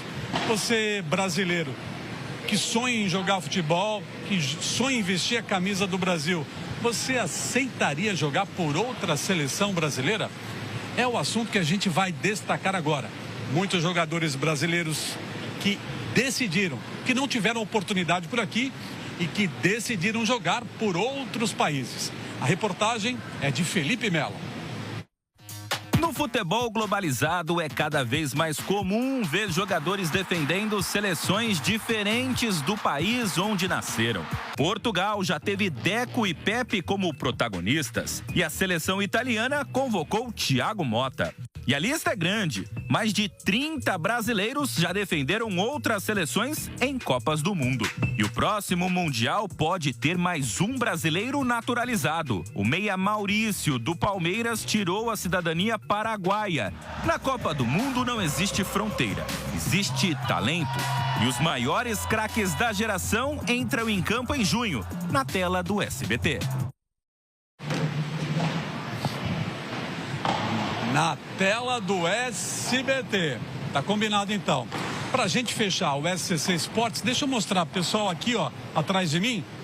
O pessoal tá dando a vida, é um treino de pádel. A gente tá aqui num clube na região da Itopava Seca, em Blumenau, Rua São Paulo. O pessoal tá deixando a alma no treino, mas o assunto agora é tênis de mesa, porque o técnico blumenauense Guilherme Gomes tá aqui do meu lado, ó. A gente vai mostrar a feira agora. E o Lucas Ewald foram convocados para a seleção brasileira. O Guilherme Gomes, ele é de Joinville. Começou a jogar tênis de mesa aos 11 anos de idade. E hoje, 20 anos depois, vai ser o técnico da seleção brasileira de tênis de mesa, sub-11 e o sub-13. E o Lucas Ewald, que é blumenauense, foi convocado para a seleção sub-13. E o primeiro desafio deles, Campeonato Sul-Americano no Paraguai, agora em março. Que momento especial. Você está se tornando um especialista em revelar talentos e desenvolver talentos do tênis de mesa. Como é que recebeu essa convocação, Guilherme? Parabéns, boa tarde. Boa tarde a todos, obrigado, né? Tô muito feliz, né? Acho que é um momento especial, não só para mim, mas para Blumenau, em especial o tênis de mesa aqui, né? A gente anda fazendo um trabalho muito bom coletivo, né? Então, o trabalho, né, liderado pelo tênis de mesa aqui comigo, mas a gente tem uma equipe por trás que a gente acaba levantando muito o nosso time, elevando o nível, né? Uma das situações é o Lucas, mas tenho mais outras 20 crianças aqui muito bons a nível estadual, nacional, e a gente acaba tendo reconhecimento disso também, né? É isso que eu ia te perguntar, é o reconhecimento de um trabalho que vem dando certo, essa convocação. Com certeza, né? Eu estou trabalhando há 4 anos aqui em Blumenau, né? Junto com a Secretaria de Esporte, Secretaria de Inclusão e Paradesporto também, né?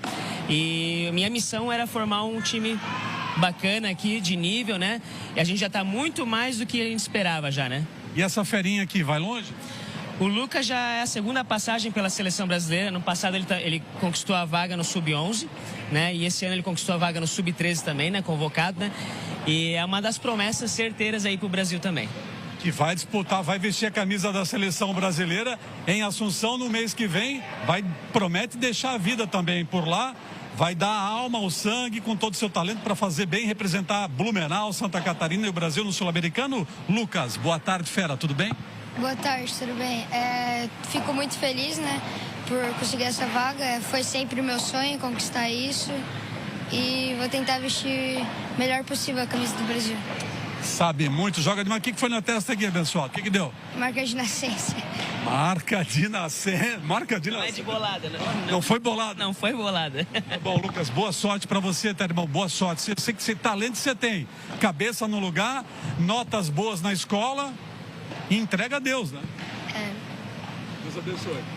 Valeu, mano. Deus abençoe também, tá? Obrigado, gente. Valeu.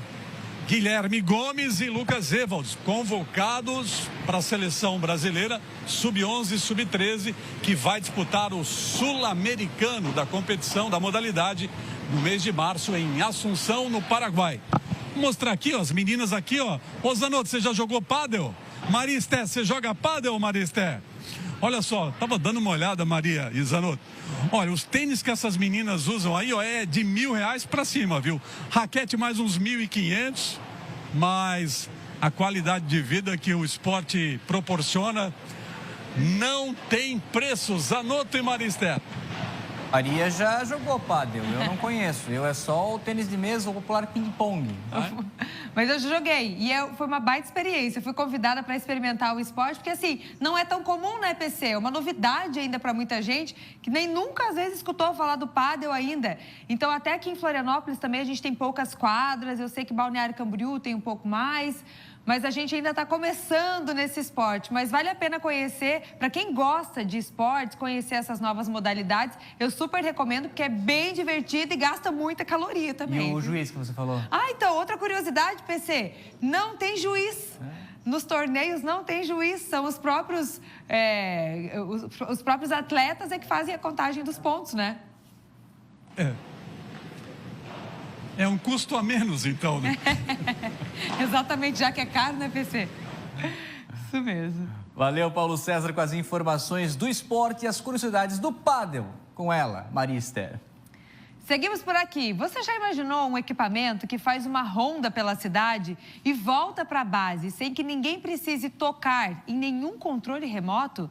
Parece filme de ficção científica, mas essa tecnologia acaba de aterrissar aqui em Florianópolis.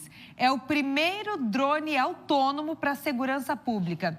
E a nossa equipe está nas ruas para mostrar essa novidade para vocês. Tiaguinho, explica para a gente como funciona exatamente essa tecnologia. Pois então, Maria, eu estou aqui a poucos metros da praia, né, de Jurerê.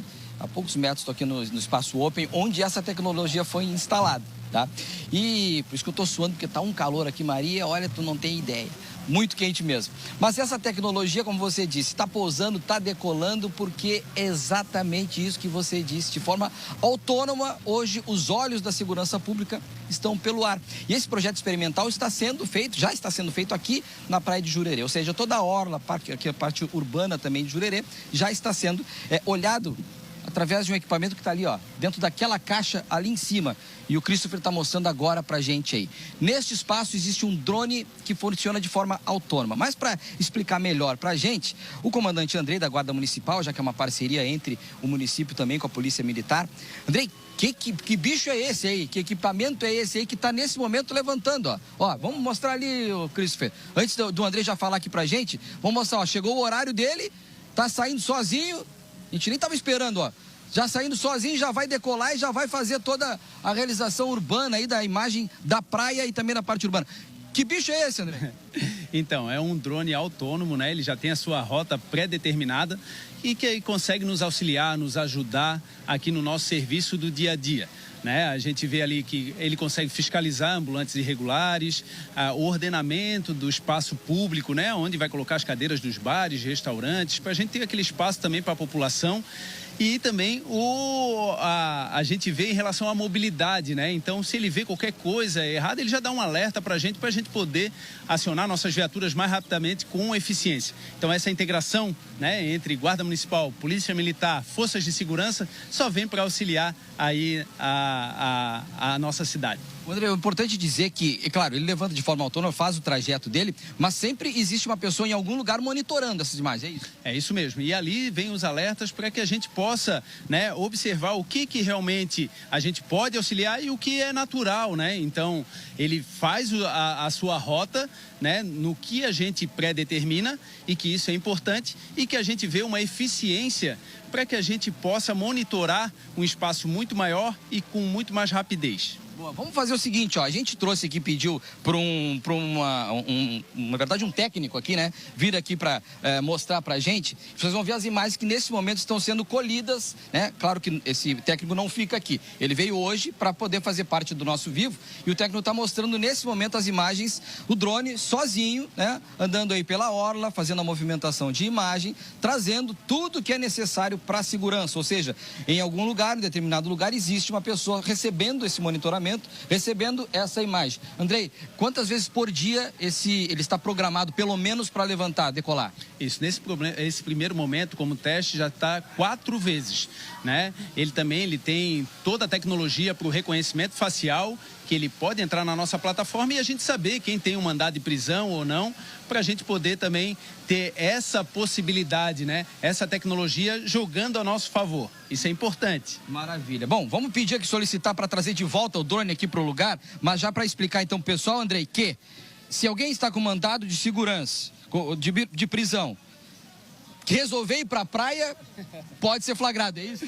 É isso mesmo, ela tem toda a tecnologia, mas ela precisa ser reportada para as forças de segurança. E que ali, né, através de uma plataforma inteligente, a gente consegue verificar se ela deve alguma coisa para a justiça ou não.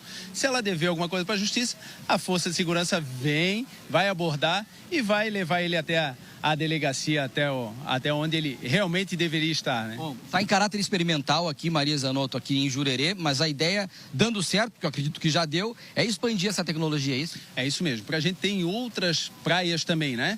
Porque isso auxilia demais o nosso serviço e as forças de segurança, né? Hoje a gente é a capital mais segura do Brasil e não é à toa, né? A prefeitura, a população, ela investe realmente na segurança pública e por isso a gente vai continuar trabalhando aí para ter a cidade mais segura do país. Bom, já que vimos a decolagem, obrigado, comandante Andrei, vamos ver aqui o pouso. Tá chegando o drone de volta. É claro que a gente adiantou a vinda aqui através do técnico, mas a chegada dele, Christopher, registra aí, ó, sozinho, chegando, e a partir daquele momento ele já faz o carregamento novamente, fica pronto para a próxima decolagem e próxima verificação aqui na orla de Jurerê.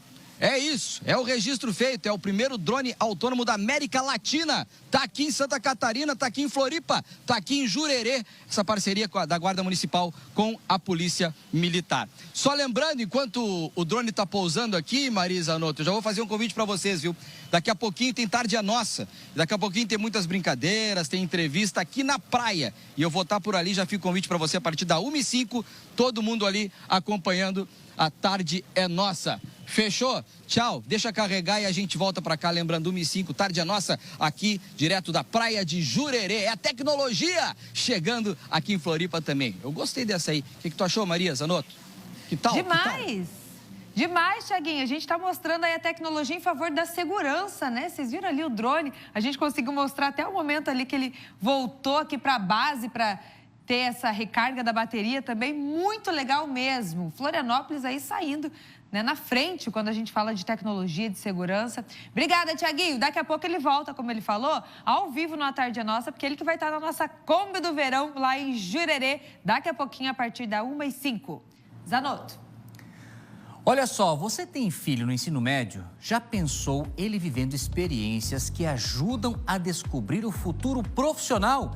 Então anota aí, do dia 28 de fevereiro, das 9 horas da manhã às 5 horas da tarde, acontece a Arena Senai. Um evento gratuito, cheio de atividades, tecnologias e várias áreas para conhecer. Por lá, os estudantes testam equipamentos reais, exploram possibilidades e entendem como funciona o ensino técnico gratuito. Um programa do governo do estado que oferece cursos técnicos de graça. E não é só para você ver não, tá? Ele também pode garantir lá uma vaga em curso com lanche e transporte inclusos. O evento é para estudantes do 1º e 2º ano da rede estadual e os pais podem e devem participar. Quer saber mais? Acesse cursostécnicosgratuitos.sc.senai.br. Tudo junto como você está vendo. cursostécnicosgratuitos.sc.senai.br. A Defesa Civil emitiu uma nota sobre as chuvas que atingiram o estado na noite de ontem e na madrugada de hoje. Eu vou chamar a Manu para dar mais detalhes e a gente quer saber quais foram as cidades mais atingidas pelos temporais. O que saiu nesse relatório, Manu? Conta pra gente. Oi, Maria. Aqui no sul do estado, as cidades mais atingidas foram Tubarão, Imbituba e Maruí. Mas em outras regiões também o estrago foi grande. Por exemplo, até mesmo na Grande Florianópolis também tiveram registros. Começo falando do município de Tubarão, né? Segundo foi informado aí pela Defesa Civil, a chuva mais forte mesmo foi ali no final da tarde, entre 5 e 6 horas, que o pessoal está saindo do trabalho, está saindo da escola. Então acaba trazendo ainda mais transtorno. Então foi uma chuva muito rápida, né, em pouco tempo, e acabou alagando ali vários bairros de Tubarão, segundo foi informado. Então foram 60 milímetros entre 15 e 30 minutos. Realmente uma quantidade muito grande em pouco tempo. E segundo foi divulgado, então o município de Tubarão teve todo esse transtorno, mas não teve nenhum registro de desalojados ou desabrigados, né? Mas é claro que os estragos sempre ficam e o transtorno também. A própria Defesa Civil classificou como linha de instabilidade. Por quê? Em alguns bairros sequer choveu e em outras localidades deu todo esse transtorno, uma quantidade realmente bem grande aí de chuva ontem, terça-feira, né, que foi registrado. Uma outra cidade também que teve transtornos, que aí foi a situação um pouco mais delicada por conta de pessoas desalojadas, foi Imbituba, que registrou 80 milímetros de chuva.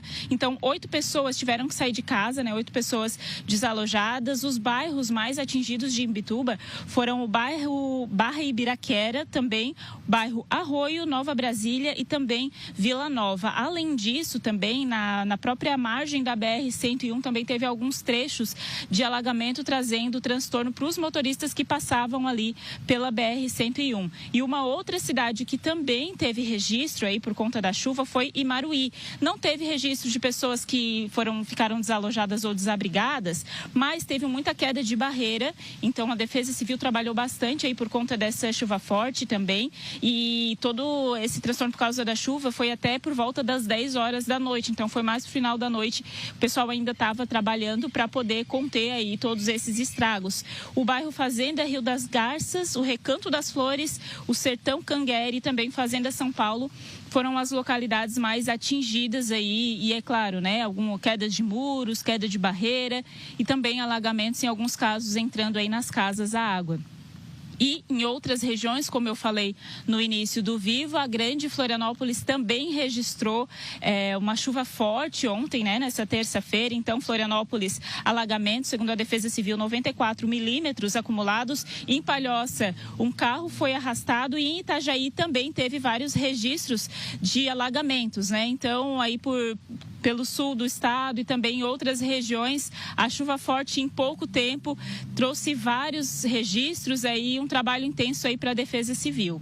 Volto com vocês aí no estúdio. Tá certo, Manu. Obrigada, viu, pelas informações. Como a Manu trouxe aqui, o grande volume de chuva em poucas horas alagou vários pontos aqui de cidades da Grande Florianópolis, como, por exemplo, Palhoça. Muitos moradores e comerciantes foram afetados pela enxurrada e nós fomos acompanhar de perto o trabalho de limpeza na manhã de hoje. Um volume alto de chuva em poucos minutos foi o suficiente para alagar diversas ruas em Palhoça. Durante a noite, a comunidade foi surpreendida pela água que invadia casas e estabelecimentos comerciais. Esse motociclista tentou atravessar uma rua alagada, mas precisou retornar. Do alto dos prédios, moradores registravam os alagamentos. Nessa manhã, já com o sol aparecendo, foi o momento de limpeza e contabilizar os prejuízos. Agora o carro está sendo levado. Ele ficou totalmente submerso durante a noite dessa terça-feira. Vejam só a marca de até onde que a água acabou cobrindo esse veículo. E aqui dentro, a gente tem uma ideia do prejuízo que esse proprietário teve quando foi surpreendido pela água da chuva, a quantidade expressiva que subiu rapidamente. Aqui é morador aqui da região do Caminho Novo, só que isso para vocês já não é novidade, é uma triste frequência, cada chuva é isso, né? Moro aqui há 30 anos e 30 anos toda a vida é isso aí, a água sobe e toda a vida ninguém nunca dá jeito nisso aí, nunca. Toda a vida é isso aí com nós acontece. E a cada dia seguinte, a limpeza, prejuízo, esperar que não chova tanto assim no dia seguinte, porque senão reverte de novo, né? A mesma coisa vai acontecer. Se chover, pode chover coisa de 1 hora e meia, vai alagar novamente o caminho novo. Toda a vida é assim, toda a vida. Ninguém nunca dá jeito. Prejuízo material como esse pedaço de madeira em uma boca de lobo. Vejam só como ficou o carro, ó. Quebrou aqui o para-choque, ó, soltou tudo e veio arranhando fora a fora. Isso depois que a água já tinha baixado, mas não dava para ver, né? Então, uma situação bem problemática, né? Como vocês podem ver aí, em geral, as ruas da maioria dos bairros da Palhoça. Eu sou morador aqui do residencial, aqui do condomínio Dom Afonso. E aí, estava com o meu carro aqui com o meu parente. Então, por causa da chuva, a gente estava passando. Um carro acabou colocando para cima do nosso, e a gente foi tirar e deu esse acidente, né? Então, por causa da chuva, esse descaso de forma geral no município, qualquer chuvinha alaga tudo, comerciante, posto de gasolina, como vocês vão mostrar aí depois, tem essa situação problemática, né? A gente sai no prejuízo. Aqui nesse estabelecimento, já no ano de 2023, os proprietários, na tentativa de fugir desses constantes prejuízos causados por alagamentos, aumentaram. Vejo que tem uma rampa, ó, e já está um pouco mais acima. Agora, Eliane, com licença, mesmo com todo esse investimento que vocês fizeram para elevar a altura do estabelecimento, não adiantou? Não adiantou. Eu acho que já entrou 5 vezes depois de eu ter aumentado. E já entrou até aqui, depois de eu ter aumentado, aqui e aqui embaixo. Aí agora entrou no pezinho, às vezes molha, assim, mas a gente perde mercadoria, perde tudo, né? A gente tem muita perda quando vem em altura maior, né? Porque os armários são embaixo, então os produtos ficam tudo embaixo. Aí a gente perde tudo. Aquele meu armário perto do banheiro, com tanta água que já entrou, já está caindo. Então é um móvel novo que eu fiz em 2023.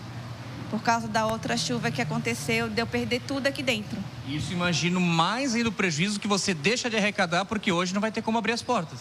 Não, hoje eu vou conseguir só fazer marmita, eu acho. Porque não tem condições de abrir o estabelecimento, a gente está limpando, né? É mais um dia de batalha sempre, né? A gente aqui, que é desse município, a gente tem muita batalha, principalmente os comerciantes, principalmente os moradores, né? Que eu penso muito primeiro neles, porque comércio não é a nossa casa, mas eu penso neles primeiro. Foram aproximadamente 70 milímetros de chuva, no mesmo período de maré alta. As regiões do bairro Bela Vista e centro de Palhoça foram as mais atingidas pela chuva. Os bombeiros atenderam diversos chamados, entre eles um casal de idosos e uma mãe acompanhada de uma criança de colo que precisou ser retirada de uma área totalmente alagada. Somente a partir das 9 da noite a gente recebeu diversos chamados de pessoas ilhadas nas residências devido ao alto nível das águas ou até mesmo dentro dos carros. Dentre os chamados, 2 se confirmaram, o pessoal foi ao local. Foi retirado um casal de idosos, transportado para casa, um ambiente seguro, na casa de familiares, e uma mãe com uma criança de 1 ano, que também foi retirada do interior da residência e transportada para um local seguro. A Prefeitura de Palhoça informou há pouco que foram cerca de 150 milímetros de chuva em aproximadamente 6 horas, entre a noite de terça-feira e a madrugada dessa quarta. E apesar dos transtornos, não houve pessoas desabrigadas, apenas uma idosa precisou do acolhimento emergencial. E na manhã dessa quarta, equipes do município iniciaram os serviços de limpeza, desobstrução de bocas de lobo e retiradas de entulho na área central, com previsão de atendimento às demais localidades ao longo do dia. Os técnicos também realizam vistorias, especialmente em imóveis situados em encostas. Bora de previsão do tempo? Roda a vinheta.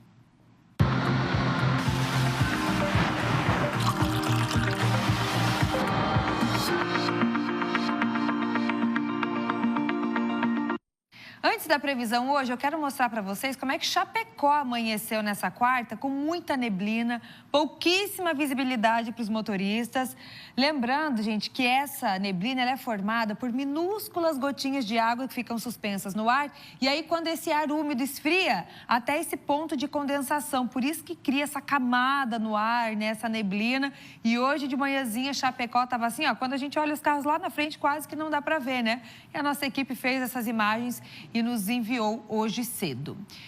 Hoje, então, a gente já teve sol, nuvens aqui em Santa Catarina, mas a partir da tarde agora, uma frente fria próxima aqui ao nosso litoral traz condições de novos temporais com rajadas de vento e até eventual queda de granizo, pegando desde a região central até toda a faixa leste aqui do nosso mapa. E as temperaturas seguem altas, essa sensação de ar abafado também segue por aqui. 30 de máxima no Grande Oeste, Meio Oeste tem 28, na Serra 25, também 25 no Planalto Norte. E aqui para o litoral esquenta um pouco mais também, ó. A região do Vale, faixa leste tem 30 de máxima, norte do estado também com 30 nos termômetros, sul do estado e Grande Florianópolis com 28. Amanhã, a instabilidade ela diminui e o sol predomina aqui em Santa Catarina. Mas no litoral e áreas próximas, mais uma vez, a gente pode ter chuva na madrugada, especialmente no litoral norte. E no norte do estado também, essas pancadas isoladas de chuva a partir da tarde. No Grande Oeste, parte central do nosso mapa, sem chuva nessa quinta-feira. Agora vamos ver como é que ficam as máximas amanhã. Joinville e Blumenau tem 29 de máxima, ainda esquenta bastante. Floripa tem 27, Chapecó também 27 amanhã.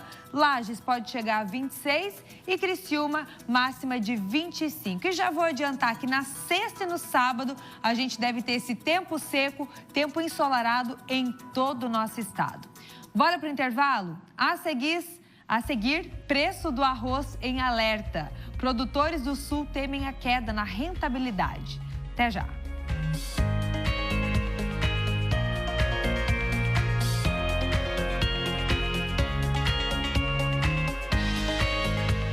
Estamos de volta com a sua companhia aqui no nosso SCC Meio-Dia. Maria Esther, lápis, caderno e um sonho de um futuro melhor. Para muitas famílias de Florianópolis, o início das aulas traz uma preocupação a mais no orçamento, a compra do material escolar.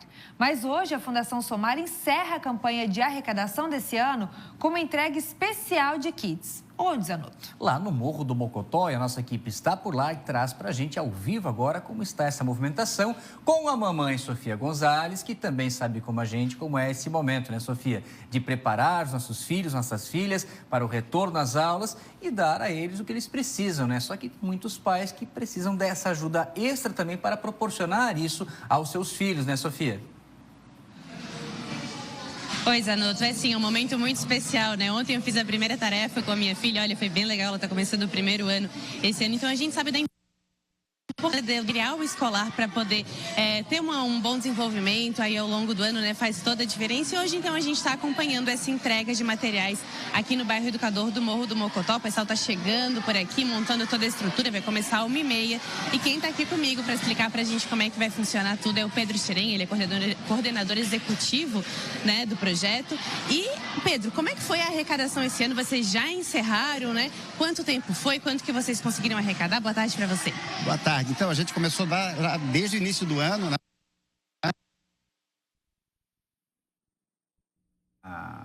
A gente está com um probleminha de sinal com a Sofia, que está mostrando esse momento da entrega dos materiais arrecadados para as crianças, para as famílias carentes ali no Morro do Mocotó. Vamos fazer o seguinte, a Sofia está lá, está acompanhando tudo de perto e a gente vai acompanhar depois na nossa programação. A gente traz mais informações então, sobre esse assunto, a entrega desses materiais escolares lá na comunidade do Mocotó, logo mais às 6h30 da tarde no nosso Tá Na Hora Santa Catarina. Agora, Maria, deixa eu te pedir licença para conversar com o nosso Piara, nosso comentarista político, porque tem hoje um encontro importante envolvendo o partido do governador do estado, do PL, com os representantes nacionais. É isso, Piara? Bom dia. Bom dia, Zanotto. É isso mesmo. Bom dia a todo mundo em casa.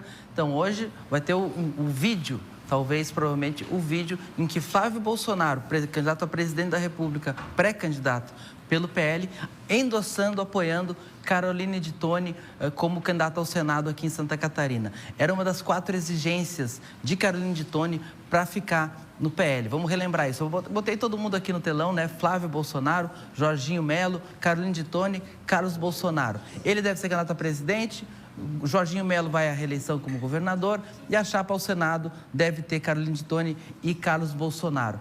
Isso tinha embaralhado no final de janeiro, quando o presidente nacional do PL, Valdemar da Costa Neto, disse para Carol de Toni que tinha que ter, por causa de um acordo nacional com progressistas, ela ia ter que sair para entrar o Espiridião a mim. entrou todo mundo na história, Flávio Bolsonaro, Jorginho, outras lideranças do PL, e a Carol Dezonte quase foi para o Novo, mas depois ela disse que ficaria se tivesse 4 coisas. Primeiro, o apoio do governador Jorginho Melo, que teve, o apoio do Carlos Bolsonaro também teve, uma carta de Jair Bolsonaro, que está preso, mas não mandou uma carta, mas mandou um deputado gaúcho que o visitou, o Sanderson, dizer que é ela e que não tem discussão. E, por fim, um vídeo de Flávio Bolsonaro. O encontro vai ser hoje na sede do PL Nacional em Brasília, e está todo mundo esperando que no final desse encontro à tarde saia essa fumaça branca da candidatura ao Senado de Santa Catarina e que se encerre essa polêmica de quem serão os parceiros eleitorais. E aí a gente vai ter tempo também para ver o que isso afeta nas outras chapas, né? O que vai fazer o Esperidião Amin, o que vai fazer a União Progressista, a Federação. Então, um capítulo deve encerrar hoje, então vou continuar atento, acompanhando.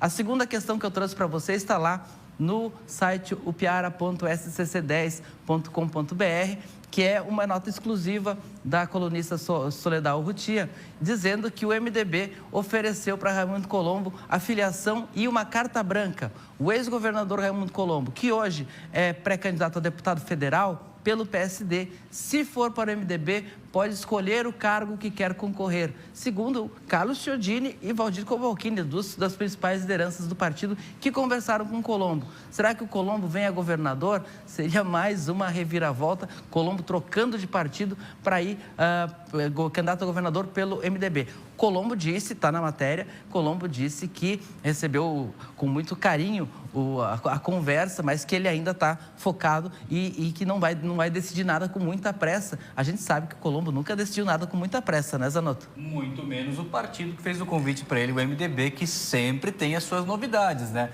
A esperada prévia do PMDB, né? Agora tem uma questão que é importante. Todas as vitórias eleitorais do Raimundo Colombo em Santa Catarina foram com o apoio do MDB. Ele tem uma boa relação com quase todo o partido.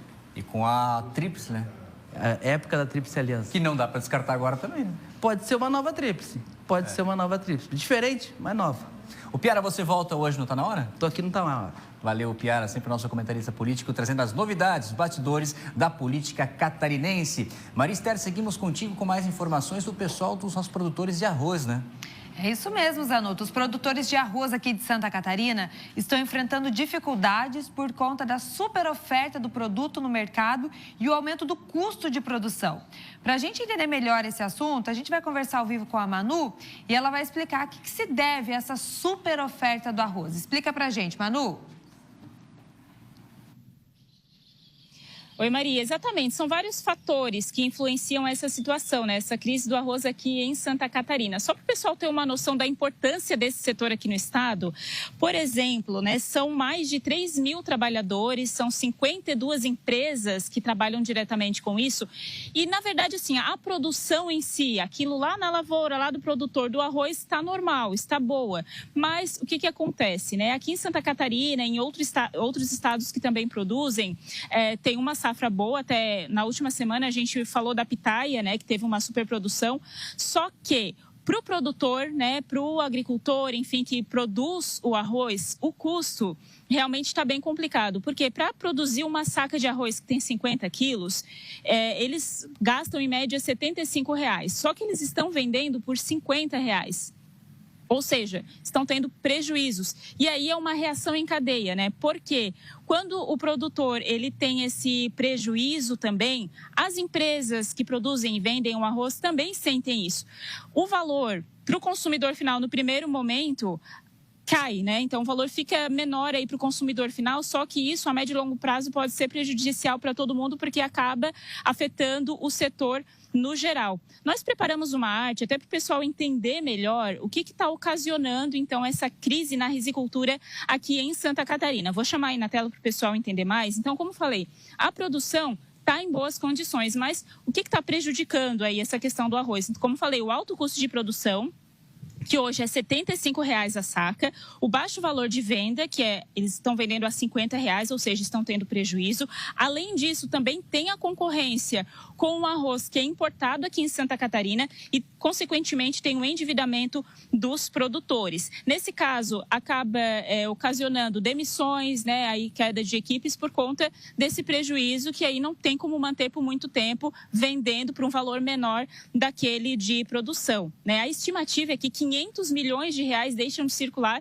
por conta dessa situação da risicultura aqui em Santa Catarina. Segundo foi informado aí pelo Sindiarroz, que é o sindicato do setor, essa é a pior crise dos últimos 13 anos. Nós temos uma fala do Valmir Rampinelli, que é o presidente do Sindiarroz aqui em Santa Catarina, falando um pouco de algumas medidas. O que eles pretendem fazer para resolver essa situação aqui no estado? Vamos acompanhar.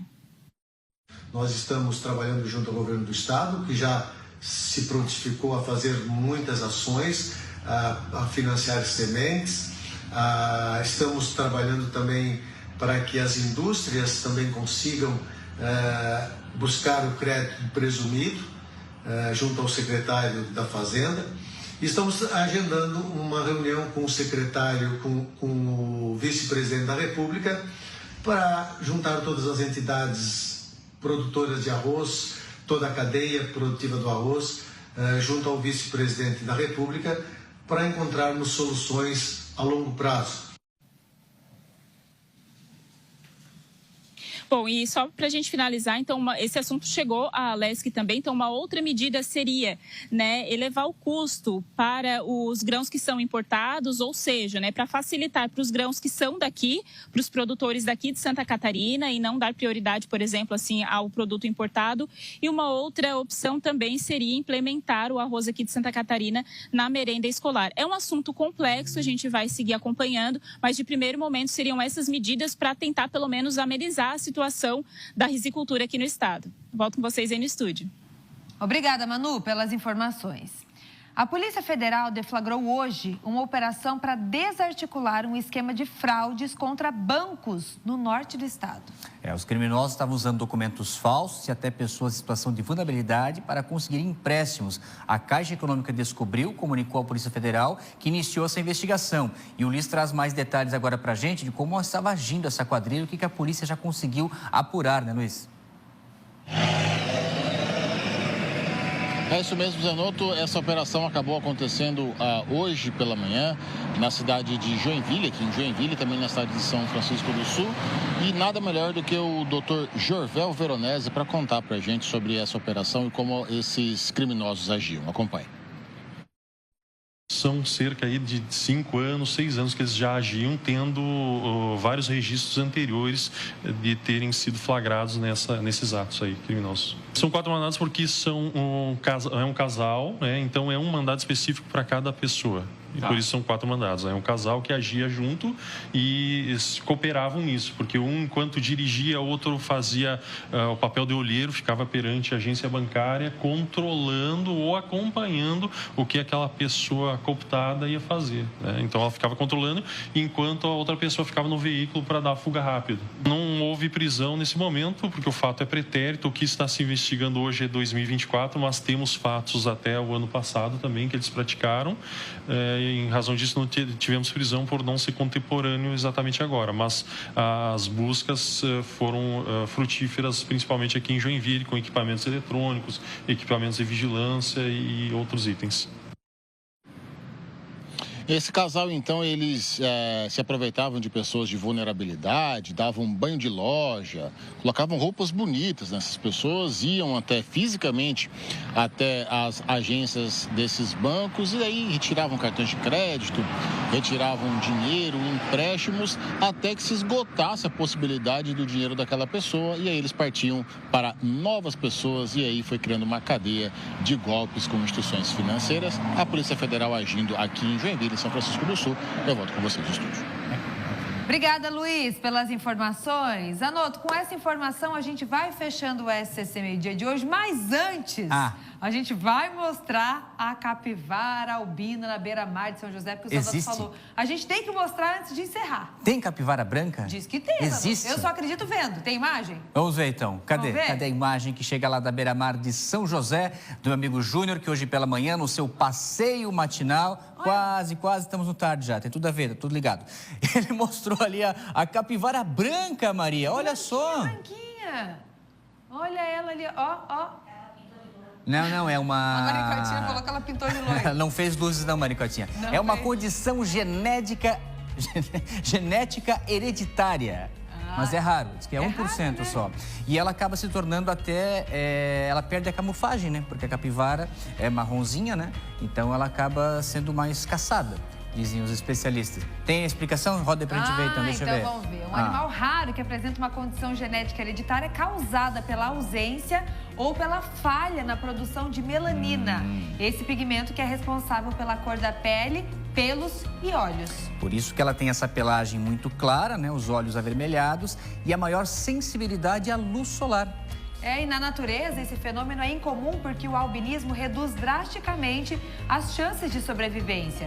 A capivara albina, ela fica mais visível a predadores, pode ter problemas de visão, sofre com mais queimaduras solares e ali ela está bem exposta ao sol também, né? Mas ela está tranquila porque ela está em São José, na beira-mar, onde ela foi flagrada hoje pela manhã. Vida longa pra ti, capivara branquinha. Bonitinha, né? Tá um pouquinho marronzinha porque ela tá suja da água. Se a criançada já vai à loucura com a marronzinha, quero ver a hora que vem a branca, né? Maria, um abraço pra ti, querida. Eu volto amanhã às 11. A Maria Esther segue agora porque a tarde é nossa. É isso, Zanotto. Valeu por hoje e você segue com a gente. Vamos lá.